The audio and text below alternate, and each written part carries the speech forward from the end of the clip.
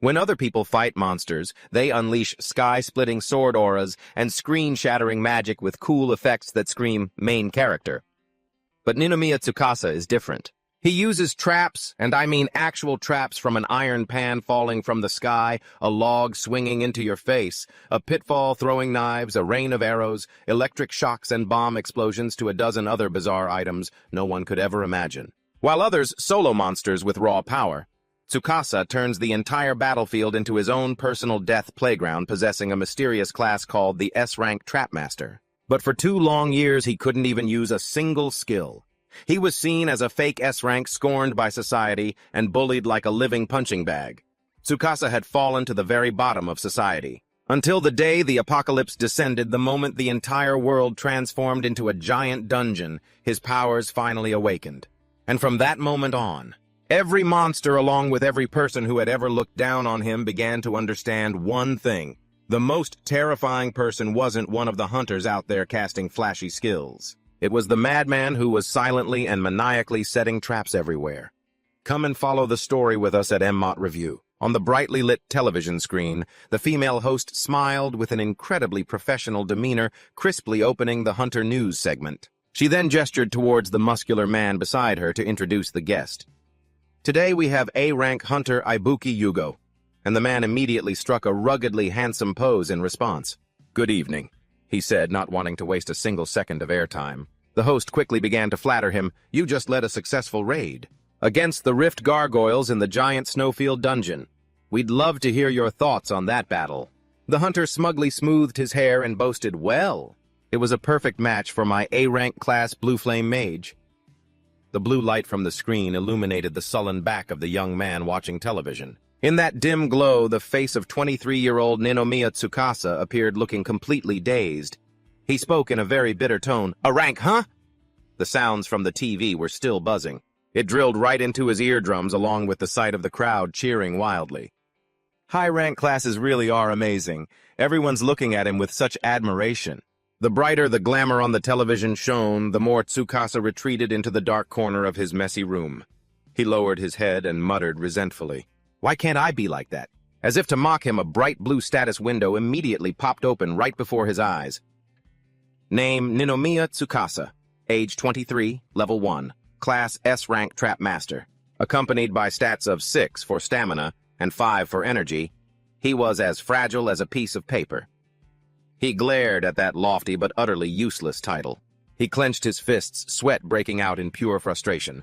Even though I'm an S-rank, to understand this cruel irony, we must turn back time to the year 2210, the moment the Earth changed forever. The world began to revolve around dungeons. It all started when those magic gates began sprouting up one after another, tearing through the night.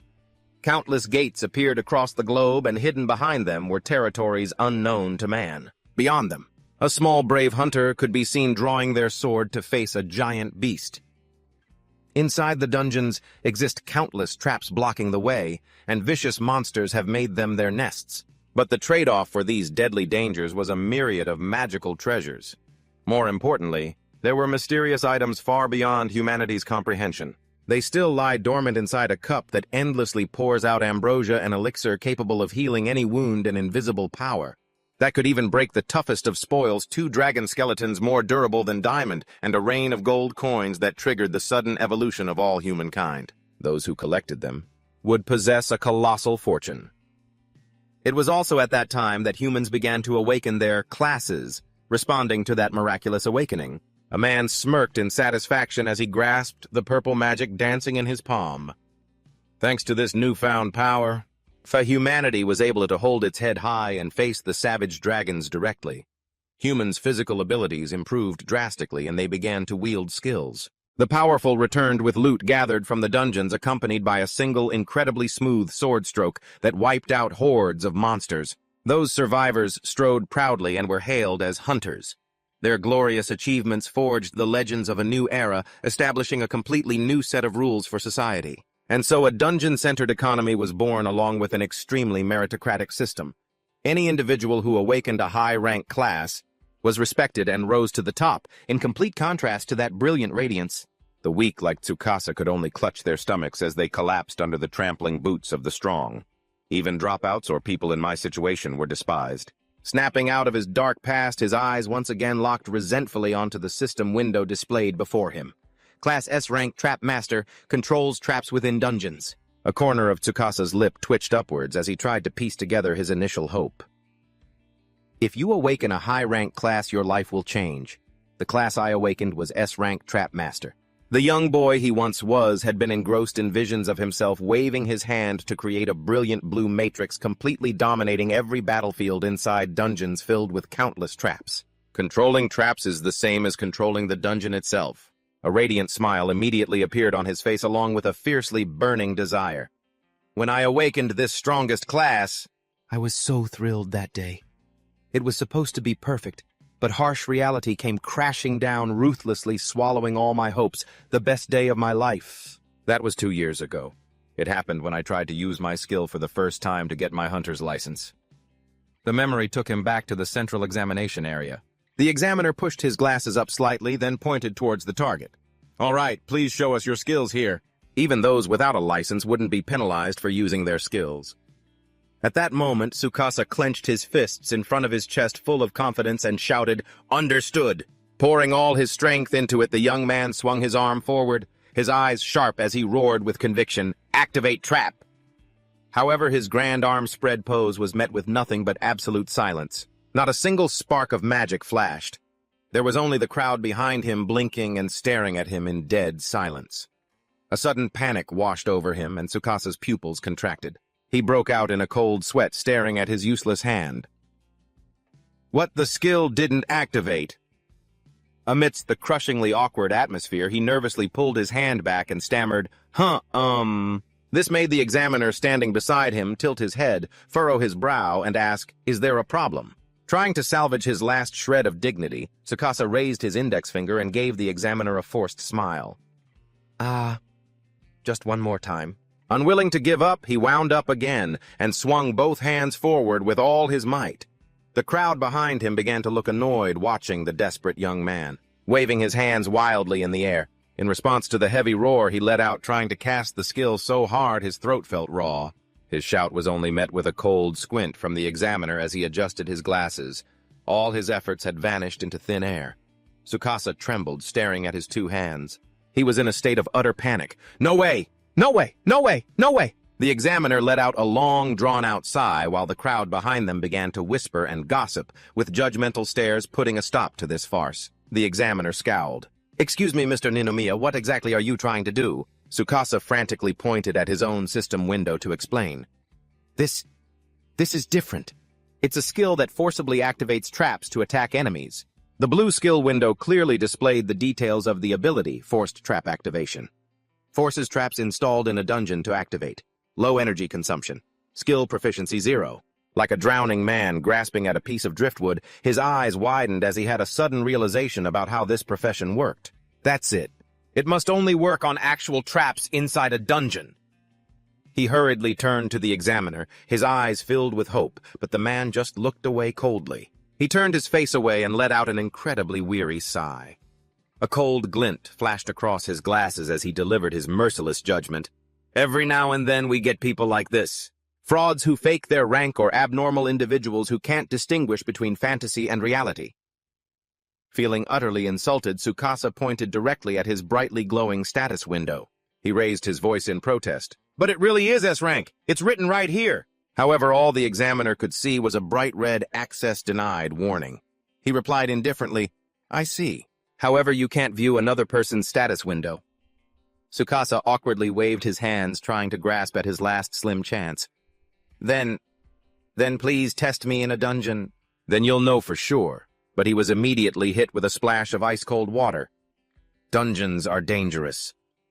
Cutting off any chance of retreat, the man concluded the matter with an extremely stern tone. "If you cannot prove you have sufficient combat power, you are not permitted to enter. That is the reason for licenses and tests." The verdict rang out like a death sentence. Tsukasa's arms fell limply to his sides, his eyes welling up with tears of helplessness. "So, what am I supposed to do?" Without paying the slightest bit of attention to his utter despair, the examiner decisively turned his back and walked away. leaving the slowly dispersing crowd behind. Well, dungeon exploring isn't the only job out there. A lonely darkness fell over the young man's stunned face, officially closing the door on my dream of changing my life. And just like that, I couldn't become a hunter. The scene changes to the towering glass-paned building of the Hunters Association, the place that completely buried my title of Trap Master. The replacement job I got was being a gopher right here in the training hall. A powerful kick whistled past my cheek. Sweat flew from the impact, followed by a furious shout, "Hey!" Before he could even get his bearings, a blonde-haired colleague kneed him squarely in the face. It was an agonizing blow. The man growled aggressively as he pressed Tsukasa's head down, pinning his face to the ground as he threatened, "Come on, just do your damn job." Immediately after, a savage kick sent him flying as if he were a soccer ball. The man sneered mockingly, "You're our punching bag, and you wanted to be a hunter." Tsukasa's body was sent completely off balance. He slid pathetically across the cold floor. He pushed himself up with both hands, panting, his face swollen and bruised. He recalled bitterly, "I failed the exam because I couldn't use my skills, but my enthusiasm alone was recognized, and I was given a job assisting hunter training." I still remember him. Turns out it's a small world. A man started digging up the past. Back in middle school, when you were getting bullied, you showed up at the exam site and said, "I'm S rank." A chilling aura radiated from the thug. He was repeatedly flexing his gloved hands. Tsukasa was fully aware of his own nightmare. This guy was Asanuma, a middle school classmate who was also there that day. He takes out all his frustrations about the dungeon on me under the guise of training. Tsukasa's eyes remained wide open, a stubborn and unyielding glint in them. I really am S rank." The bastard Asanuma's eyes suddenly filled with confusion as he witnessed his old classmate's stubborn resilience. Annoyed that his prey dared to talk back, he mercilessly stomped down on Tsukasa's body. "Just accept reality already." Fresh blood splattered with every violent kick mixed with his vicious growls. "So why are you here taking a beating from me, huh?" After a while of mercilessly beating the punching bag, Asanuma stood with his hands on his hips, panting and glaring down at the one crawling at his feet. "Do you get it now?" The swindler accepted that utter contempt. Tsukasa grimaced, reminding himself why he had to grit his teeth and endure this humiliation. But more important than the promise itself was that desperately needed escort permit. It allowed a non-hunter to legally enter a dungeon. Enduring the bone-deep agony, he propped himself up, gasping for breath as a trickle of red blood seeped from the corner of his mouth. He desperately clung to their agreement. "If I endure this beating, you promised you'd be my sponsor." As soon as he heard this, Asanuma sharply turned his head away. A hint of anger mixed with extreme disgust showed on his face. His eyes narrowed, and a cruel, cunning glint suddenly appeared in them. Catching that sinister look, Tsukasa's pupils trembled violently. His hazy mind realized something terrible was about to happen. The atmosphere in the training room suddenly grew heavy. Asanuma's dark figure uttered a threat. "All right, I get your obsession now." He immediately turned back, a vicious, spine-chilling grin spreading across his face. "I'll give you one final test." He dragged him outside to an empty courtyard. Asanuma jutted his chin out, explaining, "There are high-rank hunters watching in the training room here." Those words left Tsukasa bewildered.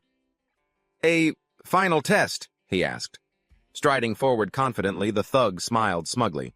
"It's simple." He held the flimsy paper with its scribbled signature right in front of him. He clearly laid out the rules of the game. "It has my signature on it. If you can take this permit from my hand, you pass." For a brief second, a glimmer of hope flashed across Tsukasa's bruised and swollen face, but it was immediately extinguished when he saw two of Asanuma's lackeys silently approaching from behind. He spoke in a mocking, playful tone. "You'll have to endure their attacks first." A flash of terrible memories made Tsukasa break out in a cold sweat, but he had no choice but to grit his teeth and face them. The same guys who ganged up with Asanuma to bully him back in middle school. Fine. Pushing aside all the shame and humiliation, he straightened his back to face the three vicious thugs. "I have no other choice. For the dungeon." And so a brutal gang beating began. A barrage of punches and kicks rained down on him without a moment's pause. "Take this!"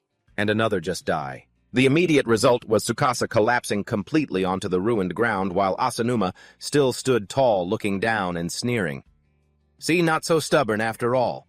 Are you really aiming for the dungeon?" Seeing his opponent's tenacity, the blonde-haired man squatted down, dangling the paper right in front of his face. "If you're that determined." Contrary to expectation, his eyes suddenly darkened with a sinister look. With both hands, he ripped the paper in two. "Then there's no way I can let you go." Tsukasa's eyes flew wide open, stunned, as he watched his lifeline torn to shreds. Asanuma tossed the tattered pieces of paper into the air like trash. He threw his head back and laughed heartily. "A piece of trash like you daring to have hope." It pissed me off, so I decided I'd crush that hope right in front of your eyes. Pretty brilliant idea, don't you think? I thought so. His last nerve snapped. Tsukasa bit his lip so hard it bled with rage. Ignoring all his injuries, he threw himself straight at that bastard. A scream of pure fury ripped from his throat. "Asanuma!" But the difference in their strength was too great. Before he could even touch his enemy's clothes, his wrist was caught with ease.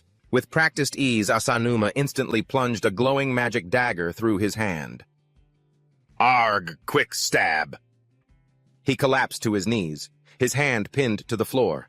He could only grit his teeth and endure it as the lackeys jeered. "Was that your skill just now? What a cool hunter." Seeing that the fun was over, Asanuma waved his hand, turned his back, and started to walk away. "So you failed, just give up." Ignoring the lackeys who were still holding their knives and calling him a cool hunter, he was left alone.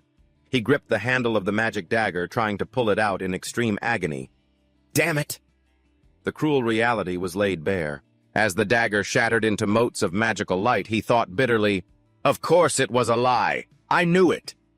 Everyone knew it. It was an unwritten rule in this society. The system allows for escort permits, but commoners can't contribute anything inside a dungeon, and any injury or death falls on the sponsor's shoulders. He had no choice but to begrudgingly accept his lowly status. He had nothing but disadvantages, so unless some billionaire was willing to pay an absurd fee for entertainment, no one would ever act as a sponsor. The wicked smile of his cruel enemy continued to haunt his mind, especially since there was no way Asanuma would have ever kept his promise. He trudged under the bright billboards of famous hunters, his long shadow a picture of despair. Even so, I have no other choice but to cling to hope. His face, covered in wounds, was bowed, his eyes dull and empty. He looked up at the dazzling smile of a promising new star on a large screen. The desire to escape the bottom of society flared up intensely once more. "If I can just get into a dungeon, this trash life might change." He clenched his fists. Gritting my teeth, I held on to the last flickering flame of hope. That belief was the only thing keeping me alive. But it seemed like creation itself was laughing, thinking he hadn't suffered enough. In that very moment, a bolt of blood-red lightning tore through the sky, striking right where the unlucky young man was standing. The heavens shattered as a powerful crimson bolt slammed down. It formed a vicious vortex right next to where Tsukasa stood. He looked up in terror, a piercing scream caught in his throat as the blood-soaked whirlwind loomed, ready to swallow him whole. "Ah!" Tsukasa flinched, whipping his head around at the sound of a desperate warning scream from the crowd behind him. "Behind you! Look out!" Everyone around him was fleeing in a panic. They scattered as they witnessed a massive building collapsing with a deafening roar. "The building is falling."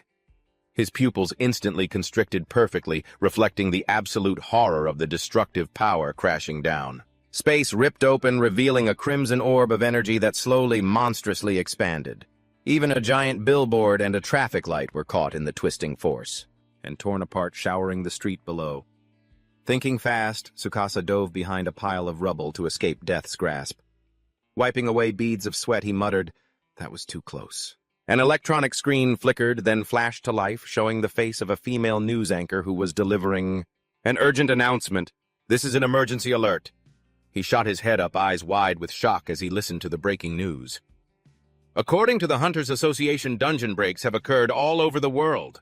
The peaceful world humanity once knew has now officially entered an age of ruin. The entire world has seemingly turned into a dungeon. A colossal evil dragon took the opportunity to fire, a fiery beam of destruction leveling an entire skyscraper." Meanwhile, the anchor's voice continued intermittently. "The government and the association are currently—" Tsukasa's eyes clearly reflected. A scene of deadly crimson filled with utter terror. He looked up at the blood-red sky where vile beasts snarled, baring their fangs and claws. Tsukasa staggered backward from the violent pressure of the airflow. his body seized with absolute panic at the bizarre sight. All he could do was cover his head and drop to the ground trying to hide as a monster dove straight down from the center of the vortex. Tsukasa was then frozen to the spot, drenched in a cold sweat, watching the crowd stampede over one another, their screams horrific. He stared wide-eyed, his mind spinning at this absurd reality. The world has become a dungeon. This is bad. This is really bad. If this place really has turned into a dungeon. A familiar status window suddenly appeared before him amidst the chaos, like a divine blessing. Profession S-rank trap master, controls traps within dungeons. At that moment, the corners of Tsukasa's mouth began to curl up slowly, forming a crazed, radiant smile. For the first time he could feel it, an incredibly powerful stream of blue magic was exploding through his veins. I can use my skills. Meanwhile, the fiery spatial orbs continued to twist frantically, spitting out 7 monsters. The sky had now fallen, marking the moment the boundary between the two worlds was forever erased, the dungeon break. One day the gates separating our two worlds suddenly went berserk, and our entire daily life was transformed into a perilous dungeon. Confidently, Tsukasa knelt on one knee. Without a moment's hesitation, he swung his hand and slammed the blue magic into the ground, causing the pavement to crack. Sonic trap scan! The magic instantly radiated outwards in a brilliant display. His consciousness connected directly with everything around him. If the whole world has become a dungeon, then I should be able to detect all the traps in this area with my skill. Tsukasa's eyes blazed with a powerful light, and a map of the area instantly appeared in his mind. I see them! I can see the traps set up around here. He broke into a satisfied grin. After so many years of helplessness and utter humiliation, it really works. I've been waiting for this day for so long. My power, it isn't fake, I can become a hunter. The system now clearly displayed an image of razor-sharp spikes emerging from thin air. The things that hinder adventurers, the traps hidden throughout a dungeon. Normally they exist to torment the hunters who come to conquer it. Tsukasa's S-rank power officially exposed every deadly corner of the city on a brilliant radar map. But for me it's different. The S-rank power I possess. If I use it, I can pinpoint the exact location of the traps. He sat proudly amidst the swirling explosive magic surrounding him. He raised his head, turning the tables with a triumphant smile. And once I know where the traps are... He shot forward like the wind, a brilliant blue magic trailing from him. His eyes were filled with resolve, but he stopped dead in his tracks when he saw a giant armored monster swinging a sword chasing down civilians. He immediately exclaimed, "This is bad, a monster." After a second's hesitation, he bent down and quickly picked up a rusted iron bar from the rubble to use as a weapon. Then Tsukasa gripped the metal bar tightly in his hand. His eyes lit up with immense confidence. By using the power of the Trap Master, I can definitely defeat it now. Meanwhile, that hulking brute was still frantically chasing a desperate mother and child amidst panicked screams. "Run! It's catching up. Hurry, hide. This city is doomed." Unfortunately, the little boy tripped and fell flat on his face, letting out a weak cry. "Ah!" That pained sound made his mother immediately whip her head around, crying out her son's name, Takaru. The terrified child responded in fear, "Mommy!" In an instant, the shadow of the giant armored beast completely engulfed the tear-stricken boy's body. The monster curled its lip into a cruel smile and raised its gleaming greatsword high, preparing to mercilessly strike down. The blade sliced through the air, whistling down with terrifying force. But right at that incredibly perilous hair's-breadth moment, Tsukasa managed to rush in using the flimsy iron bar to block the fatal blow and save the child. The monster gaped in astonishment. Tsukasa gritted his teeth, straining against the immense pressure from his enemy while shouting a challenge, "Come on, you monster!" Despite the overwhelming difference in strength, Tsukasa flashed a fierce, triumphant grin and declared, "The trap to finish you is already set." With that, he masterfully dodged aside as the armored monster unleashed another sweeping slash. He then leaped backward, escaping the blow, and from the giant monster that smashed into the ground. He had successfully lured his prey into position just as an iron spike from a trap suddenly shot up, shattering the pavement. "Did you think this cowardly prey would only run?" The monster let out a series of chuckles in response to that cheap taunt. He stood calmly with his arms crossed and replied nonchalantly, "That's right." Tsukasa gave a cold smirk, his eyes sharp as he pointed directly at the fatal spot. "The real trap? is right there. The moment he spoke, a massive blue magic circle blazed to life right behind the monster, originating from its very center. A giant axe blade shot out from the magic circle, tearing through the air. He watched intently as the beast was sliced in two while the system panel displayed the information, Iron Axe Pendulum. An iron axe pendulum attacks prey within range. He witnessed the gruesome scene. He stood tall proudly, shouting in victory. A direct hit, sweet Tsukasa reveled in the satisfying feeling of holding the power of life and death, formulating his own philosophy. I'll defeat monsters by smashing them with my traps. Yes, this is my way of fighting. After clearing away the threat, he quietly stepped back, giving the mother and son space to reunite through their tears. Takeru, Mom. Tsukasa smiled gently, his dangerous aura from before vanishing as he murmured, "Thank God you're both safe." But that peace didn't last long. His smile vanished instantly. He stepped onto the beast's corpse with a deeply contemplative expression. But, for an armored monster to appear in the city like this, I've seen these in the association's files before. Even mid-rank hunters have to form a party to deal with dangerous monsters like these. Suddenly, his body jolted. His expression immediately grew tense as he sensed a fresh wave of killing intent coming from the distance. He whipped his head around to look toward the crimson horizon. He saw the mother and son screaming in terror once again. Without a moment's hesitation, Tsukasa planted himself firmly behind them, acting as a sturdy shield against the new threat. Descending amidst the piercing screams, he stood defiantly before a horde of armored, weapon-wielding monsters. The situation was hanging by a thread. This time they've come in a pack. I don't have time to take them out one by one. To deal with this situation properly, he raised his hand, glowing with magical energy high above his head.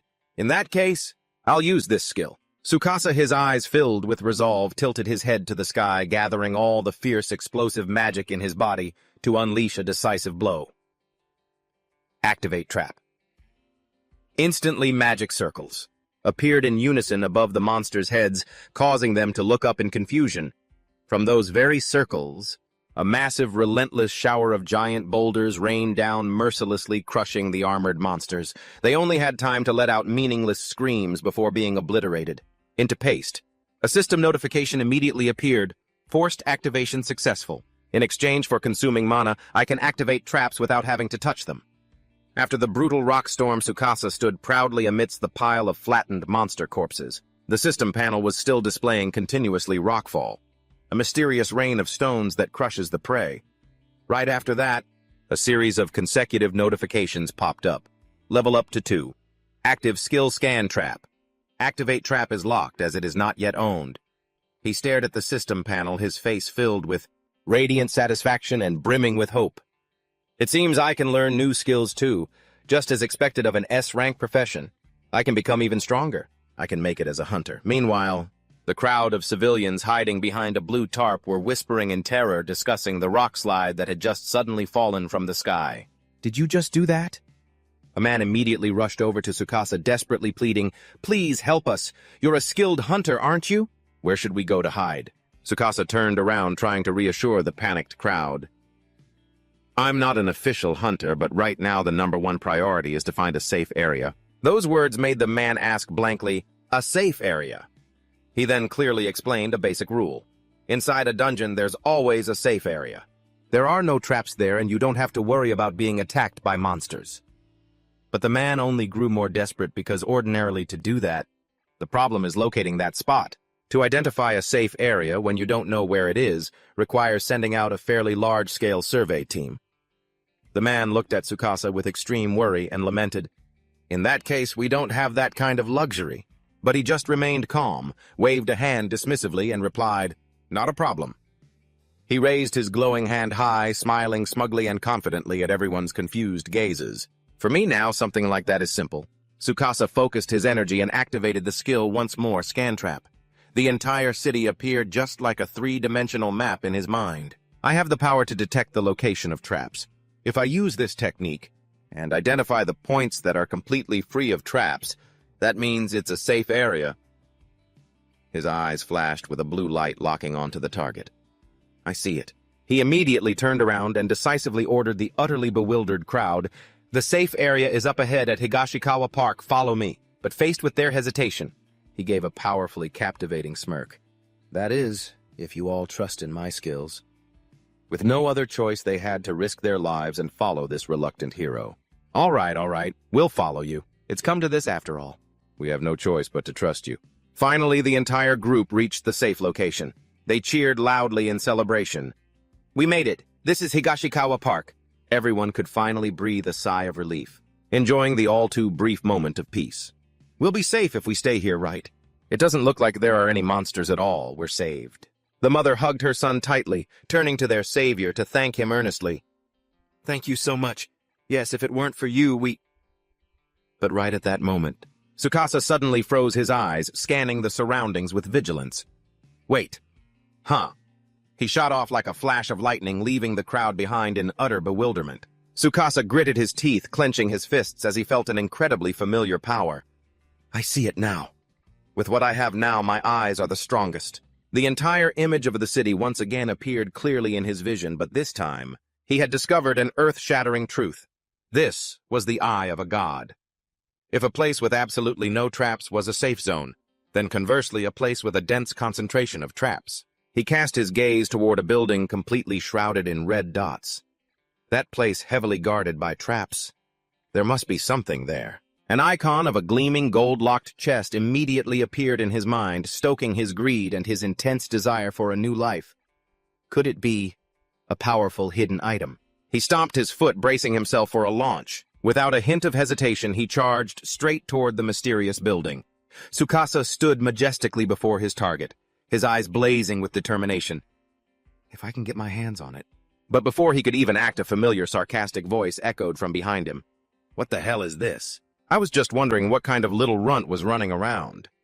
A hulking figure carrying a greatsword slowly approached, the sound of metal scraping against the pavement, kicking up brilliant sparks. The figure emerged from the shadows, and it was none other than his sworn enemy, that lying S-rank Ninomiya. Tsukasa's pupils constricted violently. He whipped his head around, his face etched with horror. You're... The thug grinned with absolute delight, revealing that all-too-familiar, detestable face. Asanuma. Tsukasa took a step back, his whole body trembling with rage and utter shock. Asanuma! Why is this guy here? A tense, suffocating atmosphere immediately descended. Tsukasa broke out in a cold sweat, his eyes fixed on the source of that malicious voice. So you're like me, huh? In the distance, Asanuma sauntered closer, a crowbar held firmly in his hand, smirking, avoiding those annoying monsters. That's how you got in here too, right? With that insolent remark, he slammed the head of the metal chunk onto the pavement, creating dazzling sparks, and growled, It's true there are no monsters here. But in exchange, instead, his face suddenly twisted into a demented frenzy, and with a menacing purple aura, he lunged forward aggressively. You've got a vicious human like me right here. Human? His bulging eyes were shot with veins of pure ecstasy locking onto the miserable prey before him. As a warning, he swung his weapon down with a crazed roar. The aura of his declaration of war made Tsukasa jump back in alarm. He stumbled and fell backward, hastily raising his hands to protest. Wait, what the hell do you think you're doing? This is an emergency, you know that? This isn't the time to be fighting. But he was immediately cut off by the brute. Like I give a damn. His arrogant words left Tsukasa completely stunned. Sweat poured down his face as he heard the man declare coldly, This world's already gone to hell anyway. Standing majestically like a demon god trampling on countless skulls, he loudly proclaimed his own twisted philosophy. From now on, it's survival of the fittest. I can kill anyone who pisses me off. The one with power has everything. That's the law of this new world. I'm on the side of the strong. He threw his head back and let out a sick, booming laugh, his desire for violence overflowing. I wonder if killing people raises your level. Let's test it out. Faced with such insanity, Tsukasa's mind raced, analyzing the situation. This guy, he's completely lost it. And how the hell did he move just now? He was startled as he recalled the sight of the man gliding across the ground as lightly as a phantom. Those demonic steps had been flawless. It was clear he was actively avoiding them, while knowing the exact location of every trap. As if reading his thoughts, Asanuma's grin widened menacingly. What's wrong? Even a little pissant like you noticed, huh? My movements flawlessly avoid the traps. I'll let you in on the secret. Like a master magician, he smugly tossed out a small electronic device. Ta-da! It's thanks to this. Seeing the strange item, Tsukasa was stunned, recognizing it instantly. A trap detector. It's not as accurate as my trap scan skill, but it's an item that can detect all nearby traps. He silently assessed the value of the stylish device. And a high-precision version at that. That's an extremely rare item, something a low-level hunter would have an incredibly hard time getting their hands on. Where did Asanuma get that thing? Casting aside all his dignity, the brute shamelessly boasted about his thievery. I just got it. I looted it. From a hunter supply shop in town during the chaos. He spread his arms wide, crowning himself king in his own insane world. With this in my hands, I have nothing to fear. I know the location of every single trap in this space. Taking advantage of the moment the man was lost in his smug satisfaction, Tsukasa secretly gathered magical energy into his hand. His eyes sharpened with resolve as he thought, in that case, I'll catch him off guard with my forced activation skill. He locked onto the deadly target hidden right above the madman's head, that attack trap right above him. Trap. I'll activate it. Without hesitating for another second, he decisively swung his hand, unleashing the skill. Trap activation. He instantly summoned countless giant steel beams from a magic circle. Darkness flashed, enveloping Asanuma's figure. As the extremely heavy metal blocks came hurtling down, just as he looked up, the system window immediately displayed a notification: Iron Rain attacking the dungeon invader. Signaling the powerful attack had crushed him, an agonized scream rang out. Goha. Having backed away from the danger zone, Tsukasa spread his arms in a defensive stance, his heart pounding. He waited for the result amidst the thick cloud of dust from the impact. As the dust began to settle, he let out a sigh of relief, the corners of his lips curling into an incredibly satisfied smile. I did it. However, that short-lived joy was instantly extinguished. Blazing red sparks suddenly shot out from under his feet, making him jump. Tsukasa's eyes widened in horror. Smashing right into his view was the devilish grin of the man he thought had been crushed flat. Heh heh. Asanuma leisurely stood up, his entire body enveloped in a purple electric current. Defense. He said in a voice dripping with biting sarcasm, "What was that just now?" "That pathetic little trap." He glared at him with utter contempt, slowly revealing his hand from amidst the rubble. A moment ago you were rambling on about having a trap activation skill." "Right." A chill ran down Tsukasa's spine. He trembled, breaking into a cold sweat as he pieced everything together and realized a horrifying truth. Those sparks that flashed on his back just now, don't tell me he has an invisible shield. He shockingly recalled the full function of the defensive item. It deploys a special invisible barrier around the hunter's body, a defensive device that protects the user. With that item, one can block fatal attacks multiple times. Asanuma smirked when he saw Tsukasa's stunned expression, tauntingly asking, "Cuckoo, I told you, didn't I?" The maniacal man held high the defensive item he had just looted. He roared, "I looted the entire item shop during the chaos." He held up both precious items, smugly declaring, a trap detector and an invisible shield. With these two items, even I can join the ranks of high-class hunters. Then he lunged forward like a beast of prey, growling, "Compared to a failed hunter like you, I'm on a whole different level." A devastating punch slammed right into Tsukasa's stomach, causing him to double over in agony. The force of the blow was so strong it sent him flying, crashing face first to the ground. He only managed to let out a choked groan.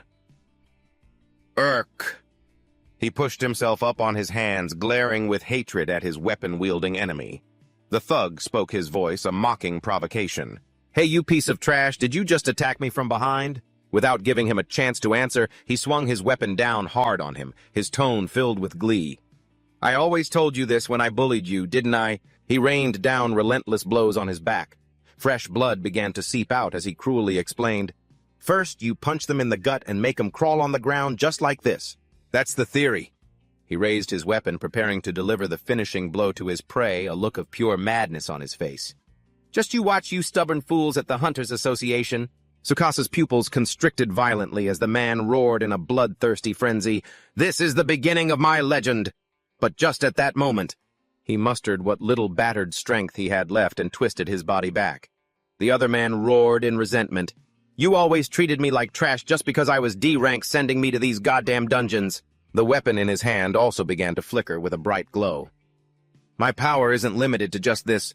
If I could just get to a high-level dungeon, I could have shown all of you what I'm made of." But Tsukasa was well aware of his extremely disadvantageous situation. He gritted his teeth and thought, "Damn it!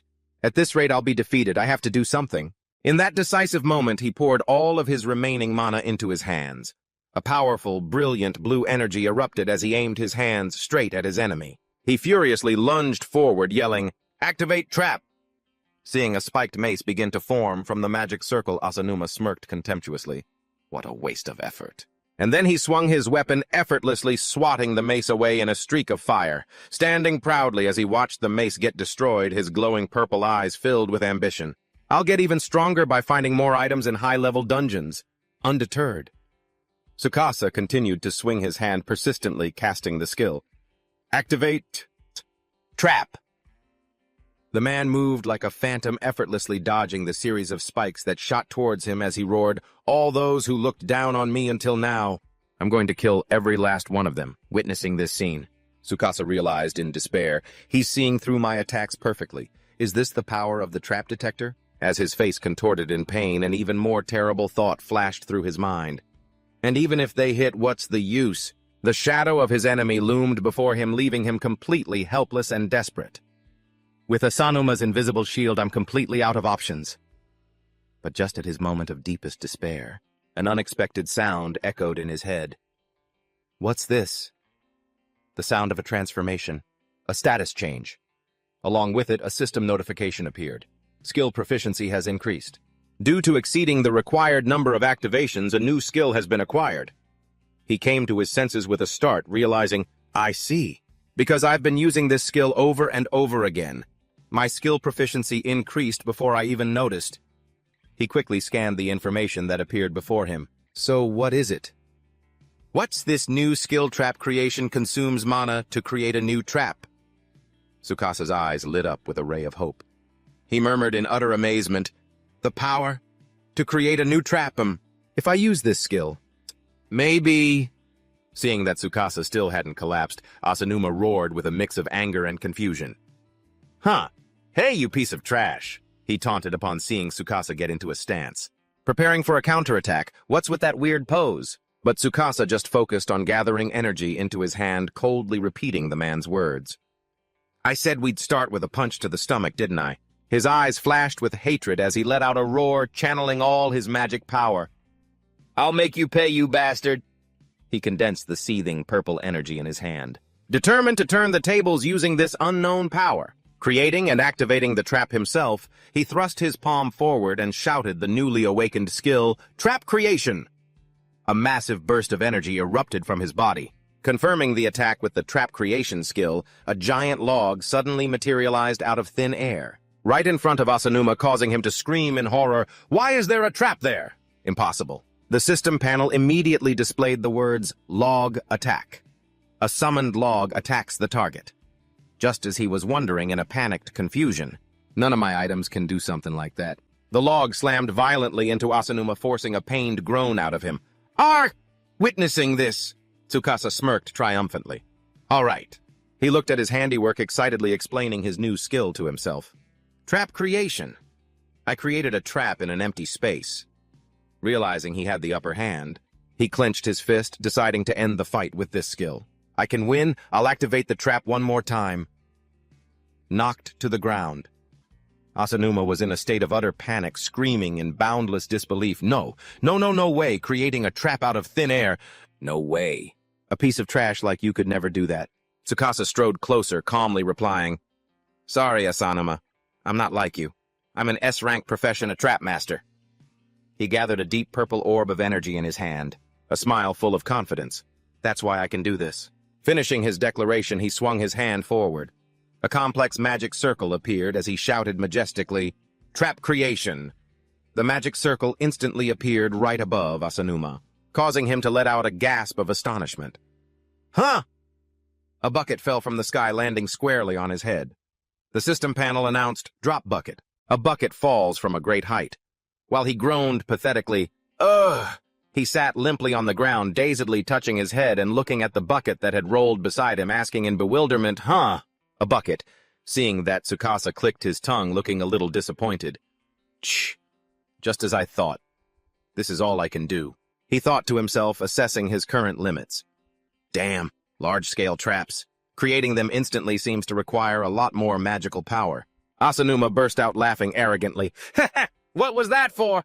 Is this pathetic little trap really your limit? Then I have nothing to fear.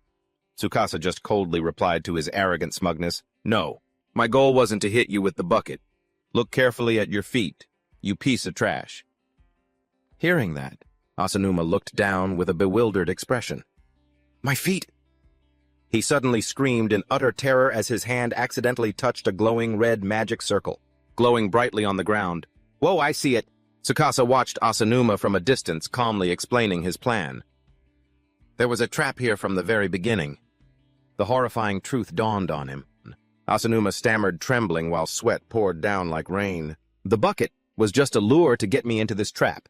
Utter fear was written all over his face. The system panel immediately appeared Death Saw, a running saw that slowly slices its prey. Just then a giant saw blade rose sharply from the ground. The saw blade slashed straight into Asanuma, making him scream in agony. Gah! He panicked, trying to block it with his hands, to stop the saw that was grinding into his body, but the trap's power was too great, violently flinging him into the air. He slammed hard onto the ground on his back, letting out a pained groan. Irk! Before he could even collect himself, another magic circle appeared right behind him, causing him to scream his lungs out.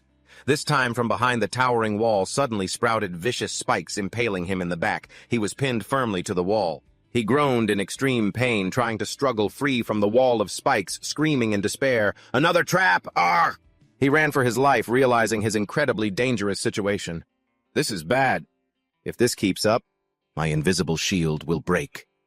Finally, his arrogance and smugness completely vanished, replaced by utter terror clearly visible on his face. He frantically turned to flee, but stopped dead in his tracks before another crimson magic circle. Wait, no! There's a trap this way, too. The system panel displays a message, lightning fence.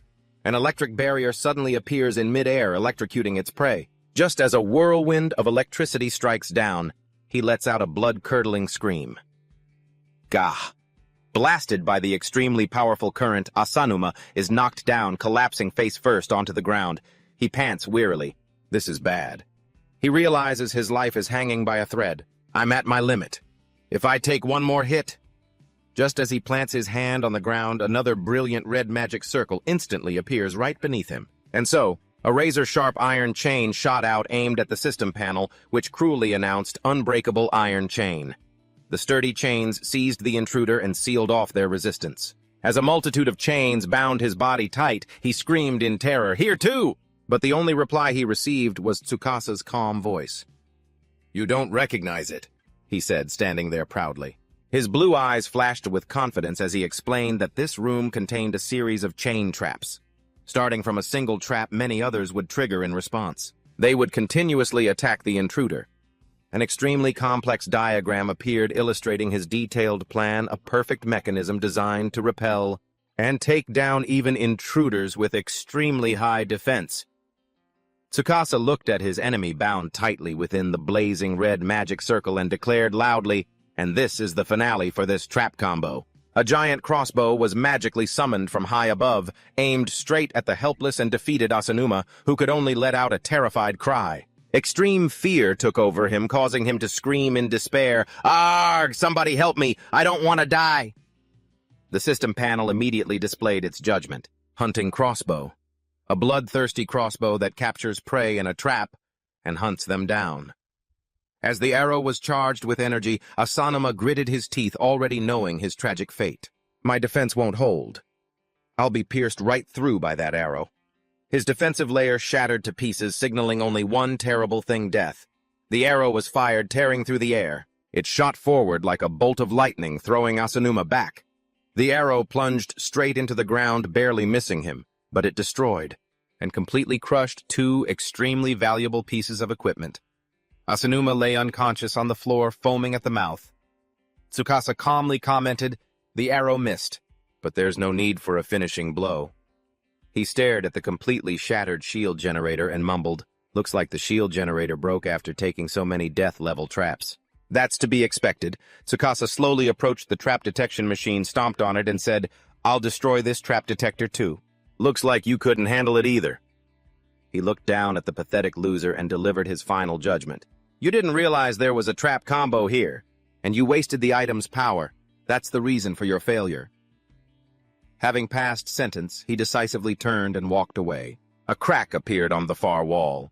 His eyes were fixed on the glimmer of light coming from the crack, realizing it was the true treasure that countless traps had been protecting day and night. He walked toward the source of the light, saying in a joyful voice, "There it is, that light. It's what I've been looking for." He peered through the crack and cried out in delight, "I found it." Inside the narrow opening, a bed appeared. Suddenly, the system panel displayed a notification, "Super rare hidden item S rank hidden treasure chest." He stared at the carefully hidden chest, thinking to himself, "Appraising a hidden item. They're hidden somewhere in the dungeon. The hunters who can obtain them are extremely rare." And so Tsukasa reached out and opened the lid of the bed. His thoughts continued to flow. Every single one is a super rare item with such enormous value that they can instantly transform the power of anyone who possesses them. A brilliant, eerie blue light radiated from the chest, enveloping Tsukasa's figure and leaving him utterly surprised. An incredibly powerful surge of blue energy erupted, enveloping and lifting Tsukasa's body into the air. A series of system notifications appeared one after another. He murmured in shocked amazement, My magic power is skyrocketing. Magic power increased, increasing more and more. Is this an item that grants a massive boost to magic power?" He recalled his own terrible fatal weakness. "Until now, I've had a fatal flaw, a lack of magic power. Because of that, I couldn't create death-level traps instantly." He then looked at the glowing orb in his hand. The system notification displayed, "Obtained the Archmage's orb. Magic power increased by 727. He was filled with hope. "But with this, I can do it. With this much magic power, I can create powerful traps."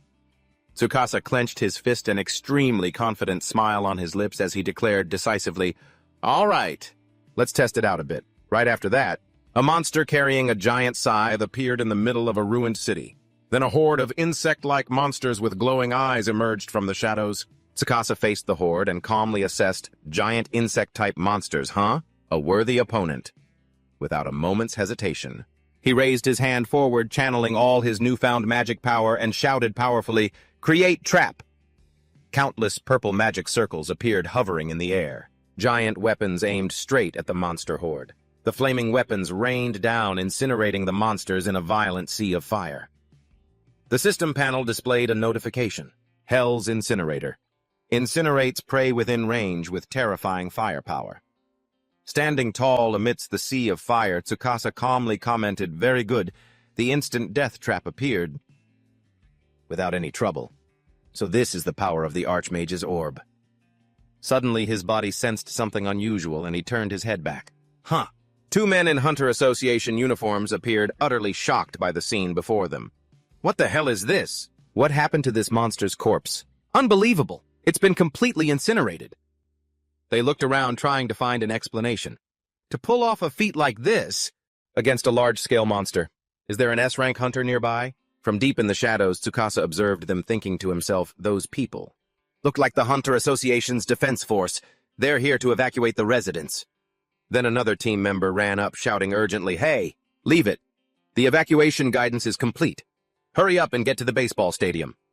That person continued to command loudly, "The main unit has found the area's monster.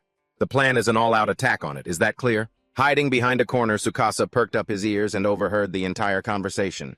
"The area boss has been found, huh? And it's at the stadium."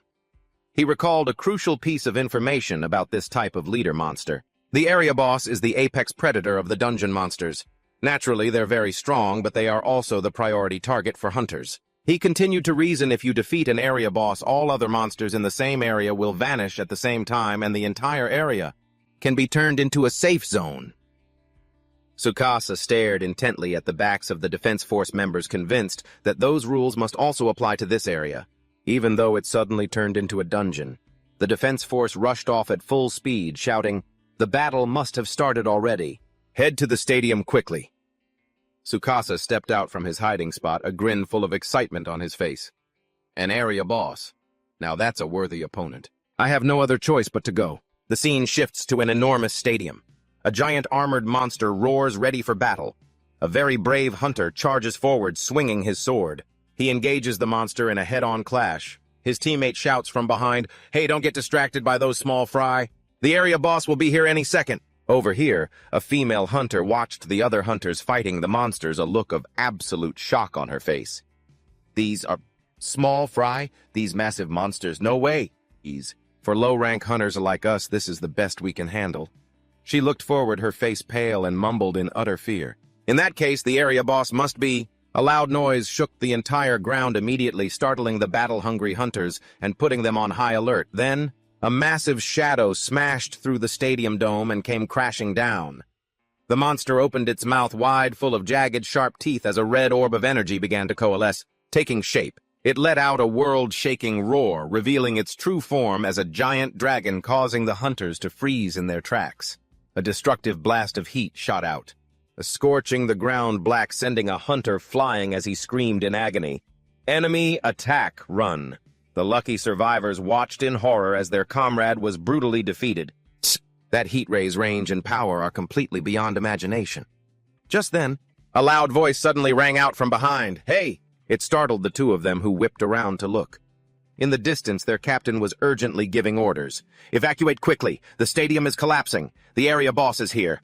The remaining hunters scrambled in a panic, fleeing the crumbling stadium. Hurry up, faster! The dragon swung its massive tail, smashing the stadium grounds to bits. An unlucky hunter was hit by the falling debris and screamed in pain. Arr! The female hunter rushed over to her injured comrade, calling out desperately. Senior! She tried to help him up from amidst the rubble, but the monster's powerful tail was already looming right in front of them. The monster turned its head to look at them. Its crimson eyes gleamed with a deadly light. The female hunter looked up with an expression of utter despair. This heat ray! This colossal size, it's useless. We're no match for it.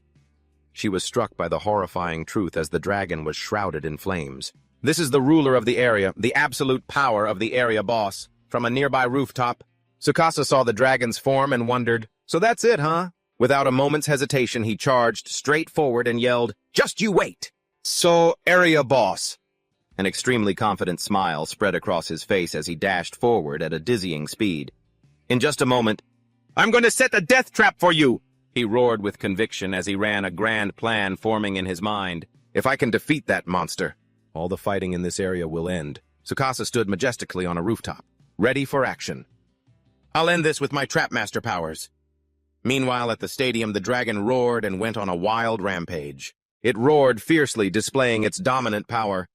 The battle grew more chaotic as hunters screamed in desperation. Dodge! You'll be crushed! Gulp! Where's the medical team?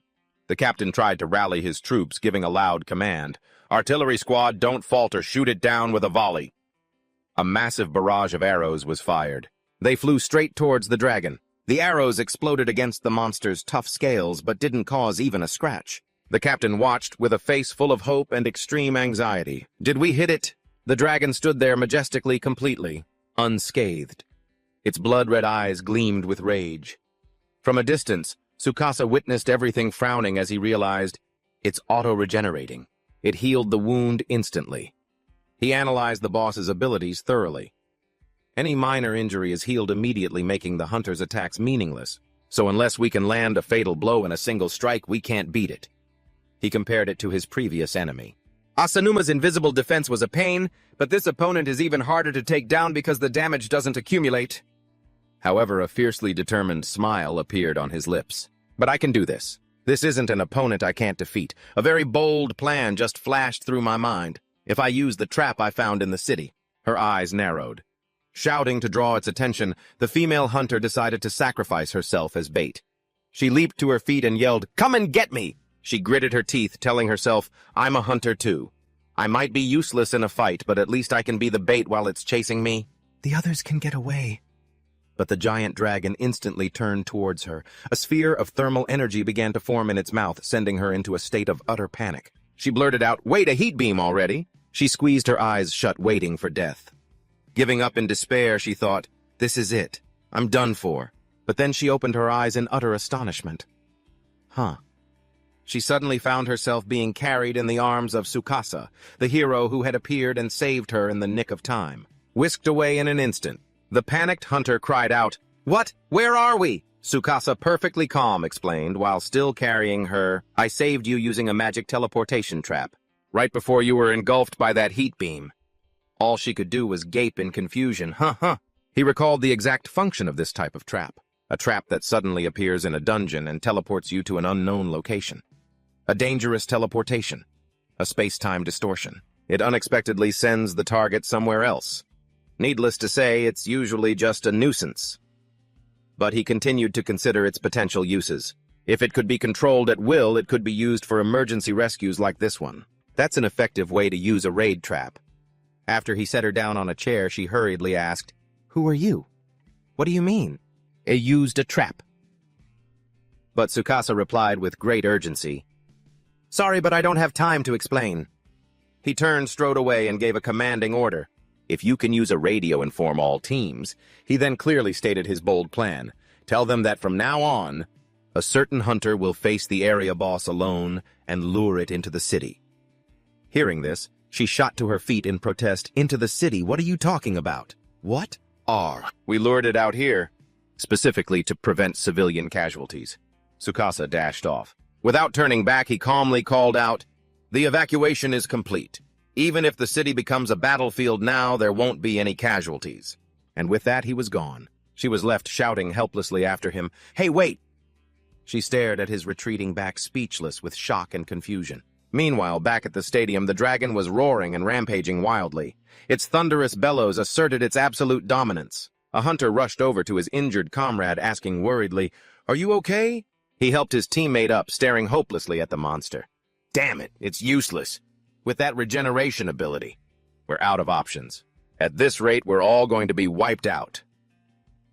Suddenly, a sink fell from the sky and smacked the dragon right on the head. The system panel immediately displayed a message. Large falling sink. A large sink falls from a great height, causing humiliation to the target. As the monster stared blankly at the shattered sink on the ground, Tsukasa stood imposingly on top of a building. He taunted the monster. "That's right, look over here, you idiot. Is destruction the only thing you're good at?" He continued shouting to get its full attention. "If you're the king of this area, and then try fighting a hunter one-on-one.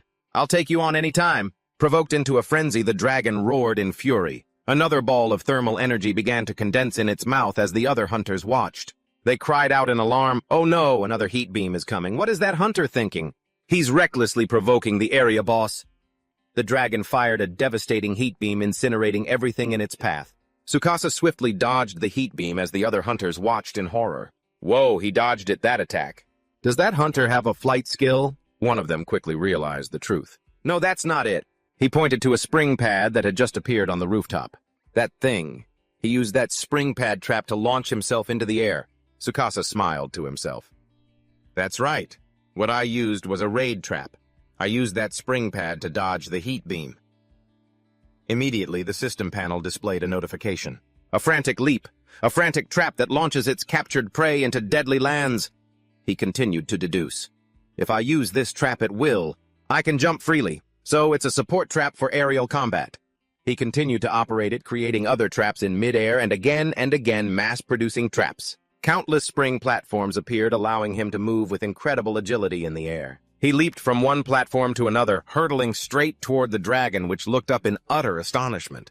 Then Tsukasa landed firmly right on its head. The dragon roared, "Come on, you sector worm! I'll take you with me!" He created a warp trap binding it tightly to the monster and gently leaped away. Ignoring its frenzied rage, he headed straight for the custom-made trap in the city. He dashed at a dizzying, wind-tearing speed through the desolate, ruined streets. All the while, the frenzied dragon gave chase right behind him. At the operation command room, an urgent report blared over the radio. "Urgent report. The sector worm has left the baseball stadium." The captain continued his update to the female hunter's astonishment. "It is currently moving through and destroying residential areas." She listened intently, realizing the monster's path. "It's heading towards the power substation." On the ruined battlefield, Tsukasa was luring the monster. It's completely lost control, absolutely furious. Tsukasa ran while dodging a series of the dragon's devastating attacks, letting out a roar. He slid past in a spectacular fashion, narrowly avoiding the monster's fatal bite in a perilous moment.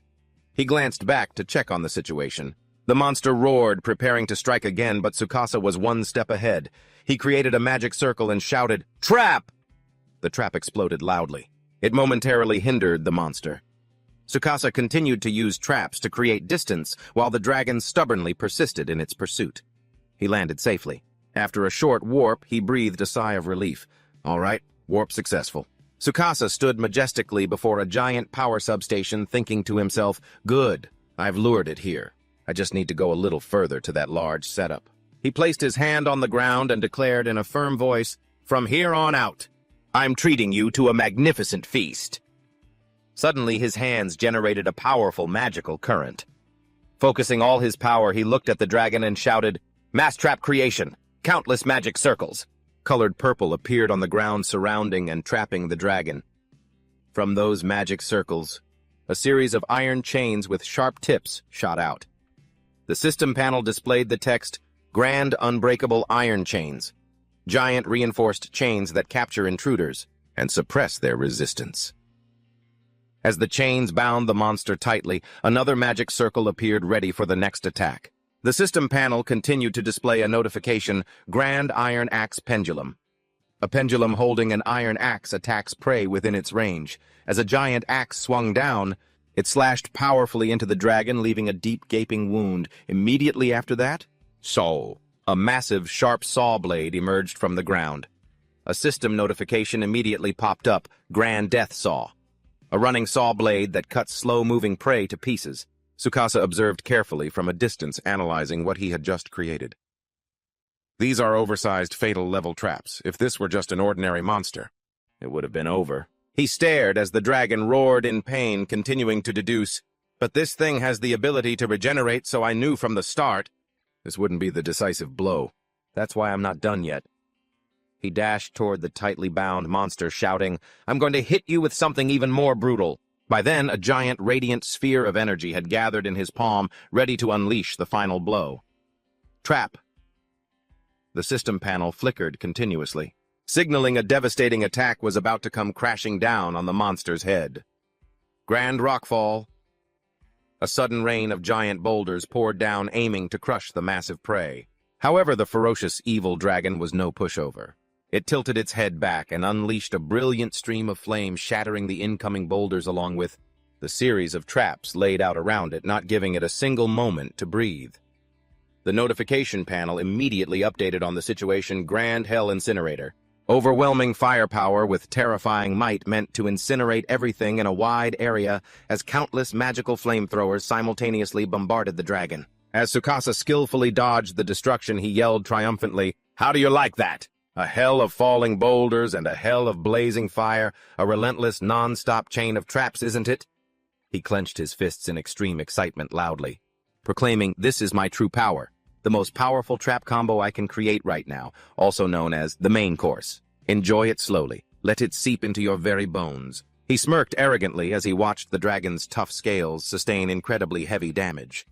"And once you're pushed into a corner, your regeneration speed can't possibly keep up." Everything was going exactly as predicted. The monster struggled, spread its wings, and shot straight up into the air, trying to find an escape route. That action prompted a cold judgment from Tsukasa. "So you're trying to escape by flying up into the sky?" He immediately landed on a spring platform, magic ready for an aerial pursuit. "Let's go." Taking off, soaring straight into the deadly sky where a large-scale battle formation was waiting. He leaped up at a terrifying, soul-shaking speed. Sticking close to the shadow of the dragon as it soared upwards, the trap that would officially end your life was right there. Catching up to the target, Tsukasa threw a punch. Carrying a dazzling, brilliant blue stream of mana, he roared with power, activating the trap. The moment the spell was cast, the entire night sky was instantly pulled in. Covered by pitch-black clouds as roaring thunder converged, the unlucky dragon still flew headfirst straight into the center of the brilliantly glowing magic circle. Completely oblivious to the situation, a colossal bolt of lightning tore through the sky from high above, striking straight down without mercy. A cold system notification followed. Critical hit from the lightning spear confirmed. The concentrated bolt of lightning took the shape of a sharp spear and impaled the prey in midair. It pierced through the monster's tough scales, making it roar in agony. The dragon's massive body convulsed violently in midair. As a current of millions of volts surged through its entire body, Tsukasa stood firm on a magical platform, gazing upon his achievement with immense pride. That's right, this is the power of the lightning spear trap within this region. It's probably the largest scale attack trap he has. He recalled the moment he first fully understood this entire area. I was able to see it clearly from the very start. Ever since the first time I used the trap scan skill right after the dungeon break occurred. Having completely lost its ability to fly, the monster growled in utter agony before free-falling, plummeting toward the ground at a horrifying speed.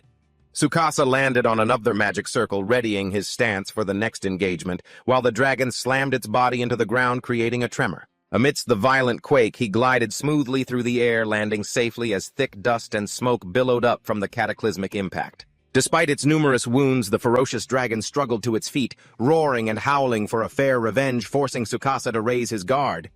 So you're still stubborn enough to fight back. You should be getting ready to die. But he calmly gathered magical energy in his palm, supremely confident as he revealed his final finishing move, the most prominent feature of the spear trap. It wasn't just about its destructive power. It creates a trap. A giant axe blade suddenly appeared as the system coldly announced, "Iron Axe Pendulum." A pendulum carrying a giant iron axe attacks prey within its range. That sharp axe didn't strike the dragon directly, but instead it sliced, clean through the massive high-voltage power line tower standing nearby. Tsukasa began to explain the mechanism. It destroys the power tower, causing it to collapse and creating an extremely powerful electromagnetic pulse, releasing all the electrical energy.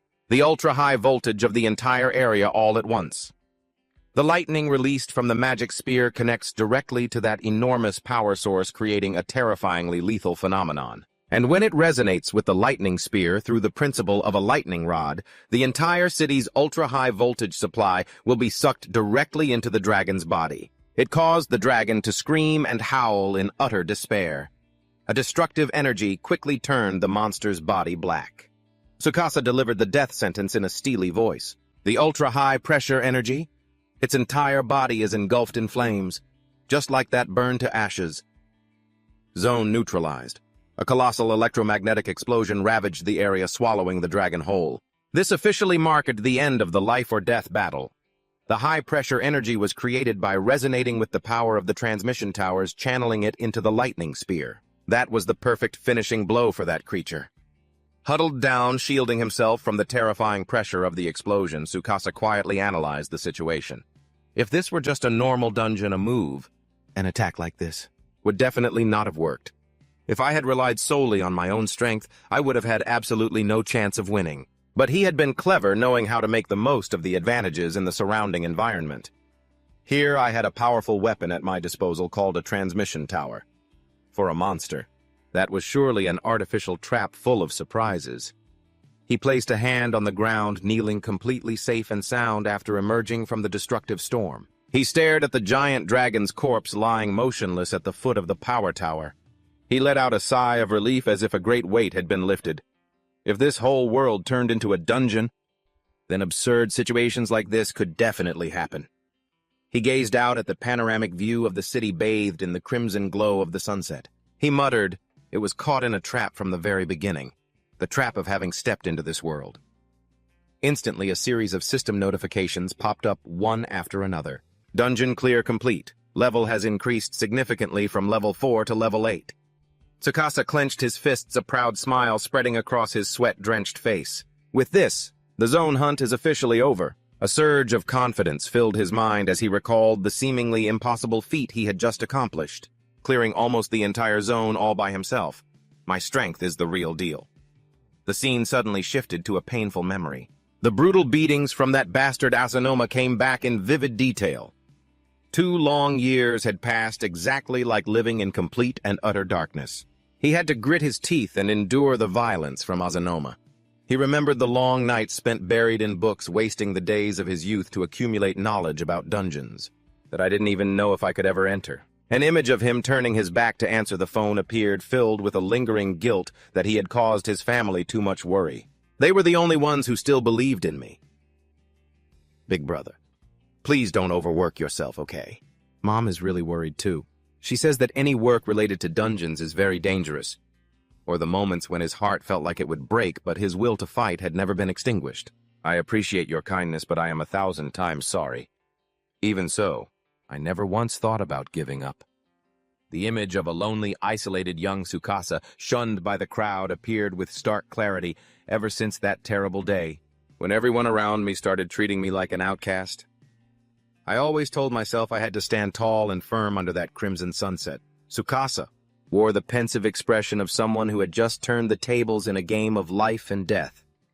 As he walked away, the dragon's massive corpse and all physical matter around it began to dissolve into dust, accompanied by a cold system notification. All monsters currently existing in the area will disappear along with the boss. The existential threat has been completely eliminated, and a temporary peace has returned to the city. He walked leisurely. Strolling down the path littered with ruins, he then glanced back over his shoulder, his sharp gaze fixed on a building in the distance. My next target is... Before him now was a towering yet eerily silent skyscraper amidst the desolate ruins, the Hunter Association's main communications facility.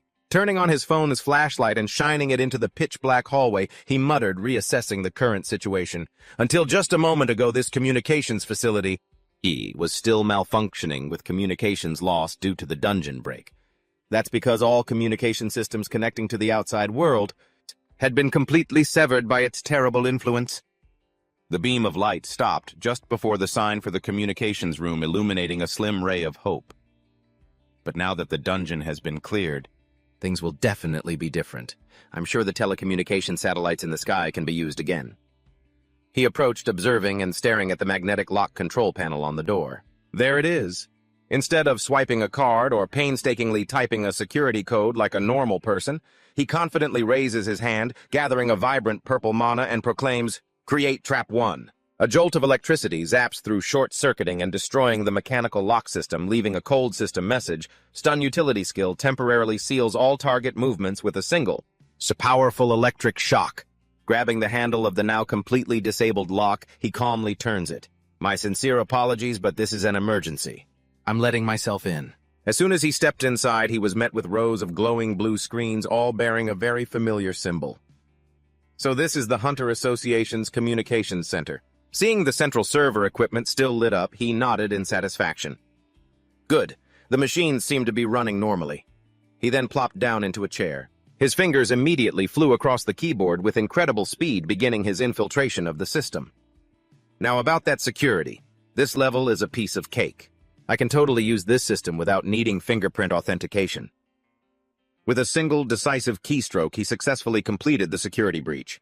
The system went down during the communication failure. I'll just have to restart it like this. Staring at the text on the display, he tilted his head in confusion. Now, scanning current area. Please wait a moment. Scanning the area. Is it reading this region's information? The screen immediately returned the analysis results. Scan successful. He paused for a moment. Analyzing current area data. Difficulty ranked grade A. Area boss has been completely eliminated. Dungeon cleared.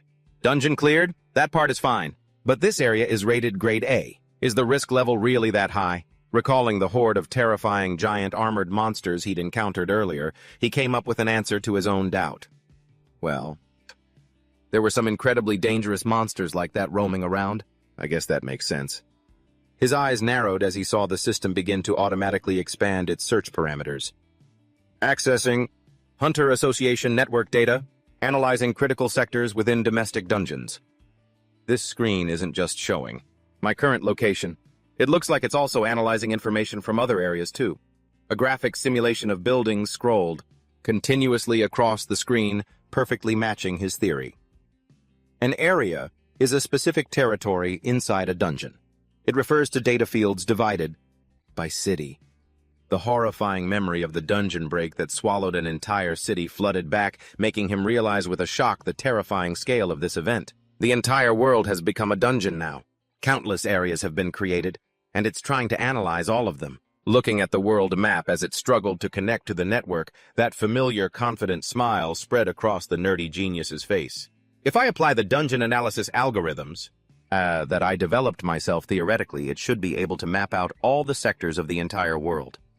But the system panel flashed a red error message. Scan range limited to under 100 kilometers.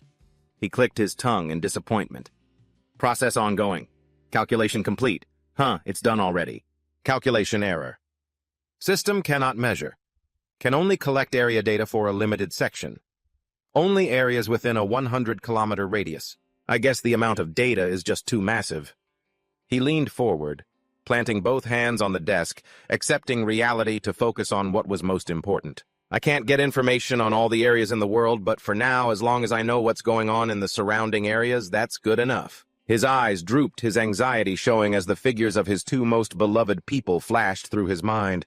My family is separated, living in different places. My mother and my precious little sister. Extreme worry spurred his fingers to type furiously, searching for their coordinates. What the hell is happening in the areas where my family lives? At least tell me the danger level. Is it grade B or maybe grade C? The reflection from the large screen flickered continuously, showing the analysis results, making his whole body suddenly freeze as if turned to stone. The security camera feeds kept reporting the same terrifying level of disaster. Area name Sujitek area. Difficulty grade A. Status collecting data. Central area. Difficulty grade A. Status collecting data.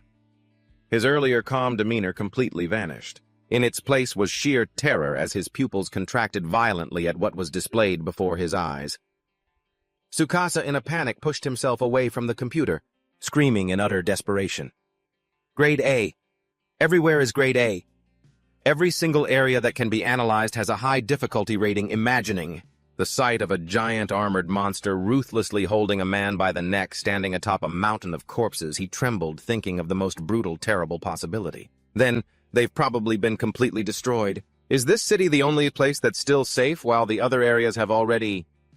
But just a second later, he suddenly snapped to attention, staring intently at the screen and yelling, "No, wait, this signal! They haven't been wiped out completely!" The system screen began to update continuously, displaying a secured area. Sujitek area. Difficulty grade A. Status, clear complete. A series of other feeds also updated simultaneously to a hopeful green status. Port area. Difficulty grade A. Status collecting data. Naria area. Difficulty grade A. Status collecting data. Takano area. Difficulty grade A. Status clear complete. Looking at the list of safe areas popping up one after another, he let out a huge sigh of relief. They succeeded. They beat them. Area bosses and dungeons cleared. In a few sectors, communication has been restored. Tsukasa's expression began to tense up. He was sweating bullets, but his eyes glinted with deep understanding. So that's how it is. The image of a blonde-haired female hunter swinging her sword, lopping off a monster's head, appeared vividly in his mind, a testament to humanity's unyielding strength. Anything but weak. Next was the incredibly sturdy back of a male hunter, his fists clenched, radiating a fierce will to fight even amidst this chaos. The others were still working to clean them up one by one. His eyes scanned the camera monitors, taking in the desolate, fiery streets as a thought on a much grander scale echoed in his mind. Don't tell me. It's actually begun, hasn't it?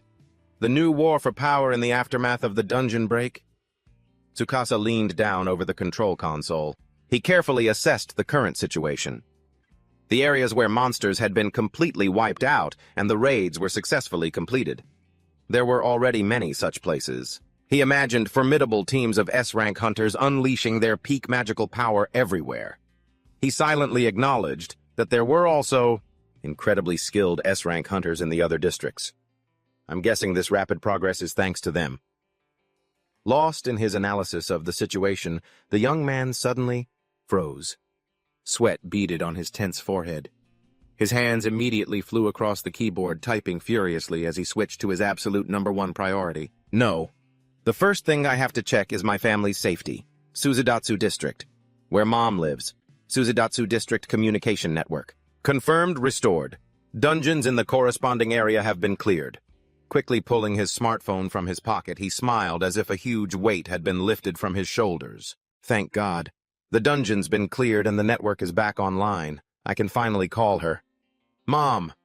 On a desolate, ruined street corner, where a car was engulfed in flames, the sound of a phone ringing echoed through the devastation, a beacon of hope. Tsukasa pressed the phone to his ear. Tsukasa frantically fired off a barrage of questions. Mom, what's the situation over there? Where are you right now? Is everything on your end okay? Hello? Tsukasa, is that you, sweetie? The tired voice of a middle-aged woman came through. Behind her, hunters were tending to the wounded. The hunters arrived and have somehow gotten the situation completely under control. But what about the central district where you are? Tsukasa breathed a sigh of relief, his fear vanishing as he heard his mother's voice, safe and sound. Everything's fine here, nothing to worry about. I'm just so glad you're safe, Mom. More importantly, what about Siri? Have you been able to contact her? His mother's expression suddenly turned sorrowful and anxious. She stammered over the phone, The call only connected for a brief moment just now, but a cold system announcement echoed in his ear. The call was immediately disconnected due to signal interference. Tsukasa's face instantly hardened with tension. His free hand flew across the keyboard as he gripped the phone tightly, instructing his mother, "Got it, Mom, don't you move from where you are right now, okay?" The radiant smile of his little sister Siri flashed through his mind, and the protective fire in his chest blazed intensely. Mom is safe. Now it's just my little sister Siri. Is the signal still jammed over there? The genius's 10 fingers flew across the system, searching for the area where she lived. The high school dorms. That has to be somewhere in the West District. The screen immediately displayed a report on the target, but the results were anything but encouraging. West District target area. Dungeon, not cleared. However, the system has received a highly unusual report from local hunters. He stared. He stared unblinking at the glowing computer screen, sweating as he analyzed the situation. Just as I thought, the dungeon still hasn't been cleared. What the hell is this?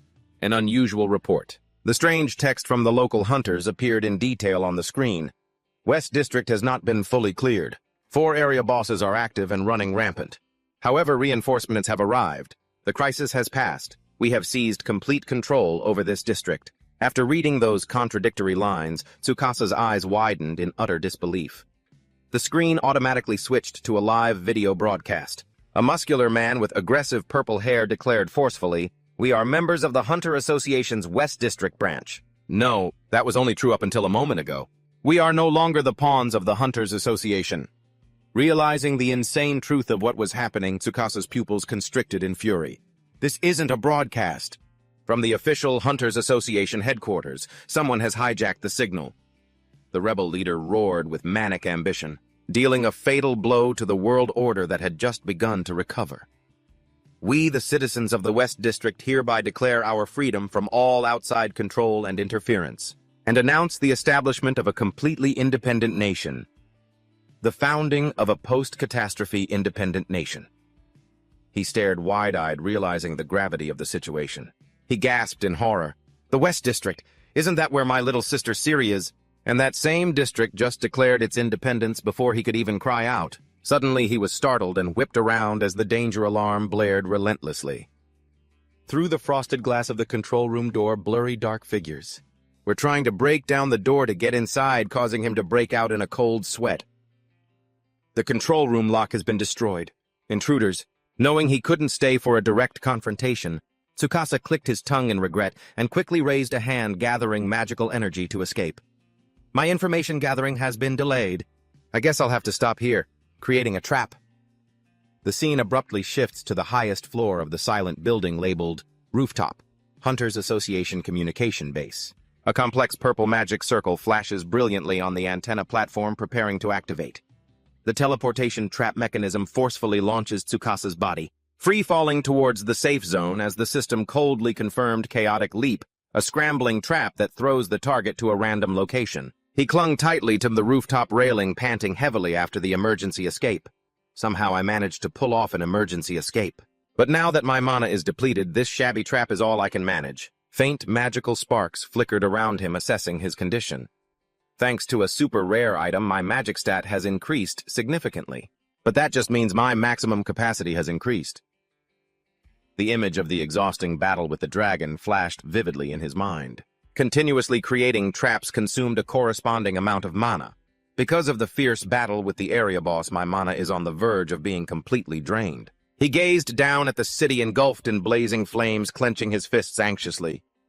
As if this isn't bad enough, I need to grind more levels and increase my capacity, my maximum mana. Suddenly, the phone in his hand vibrated violently, signaling an incoming call. He quickly looked down, staring at the glowing screen. The words "incoming call" appeared. His heart pounded in surprise. A call from Siri. He immediately pressed the phone to his ear, shouting with extreme worry, "Siri, please be safe." His little sister's voice came through choppy and strained through the static. "Big brother, can you hear me? How's the city over there?" Tsukasa frowned, wondering, is this crackling sound due to signal interference? Standing amidst the ruins, he tried to shout loudly to reassure his sister. "It must be because that area hasn't been cleared yet. I'm fine over here, Siri. What about you? Are you in any trouble?" The static grew thicker, but Siri's voice struggled to convey reassurance. "I'm okay. You don't need to worry. It's really safe here, so you just..." The call suddenly disconnected completely, leaving Tsukasa standing stunned, staring at the now black screen. He pieced together his sister's contradictory words and that crazy, independent report. Doubt exploded within him. "Don't worry. It's safe there. Even though there are still monsters present over there. And that incredibly suspicious message sent by that so-called local hunter group. I absolutely can't just turn a blind eye and walk away after seeing something like that." He stomped his foot on the ground, creating a whirlwind that kicked up dust and debris. "I can't let my depleted mana stop me now." Despite his body protesting, Tsukasa was determined to muster his strength and activate a brilliant purple magic circle for teleportation. "Siri, just wait for me. I'm coming to see for myself that you're safe." The scene shifts to the Hunter Facility's temporary shelter, where a chaotic crowd is being hastily guided to evacuate. "Injured civilians, please come this way. Bring a stretcher over here. We have someone who's critically injured." A hunter in charge of logistics was hurriedly directing tasks. "Move it and load up the supplies. We desperately need these for the evacuees now." The guy in charge of the storeroom suddenly froze, staring blankly at an empty container. "Huh, that's weird. The mana recovery potions should be here. Are a few bottles missing?" Meanwhile, the hidden culprit Tsukasa was tilting his head back, chugging a shimmering blue liquid.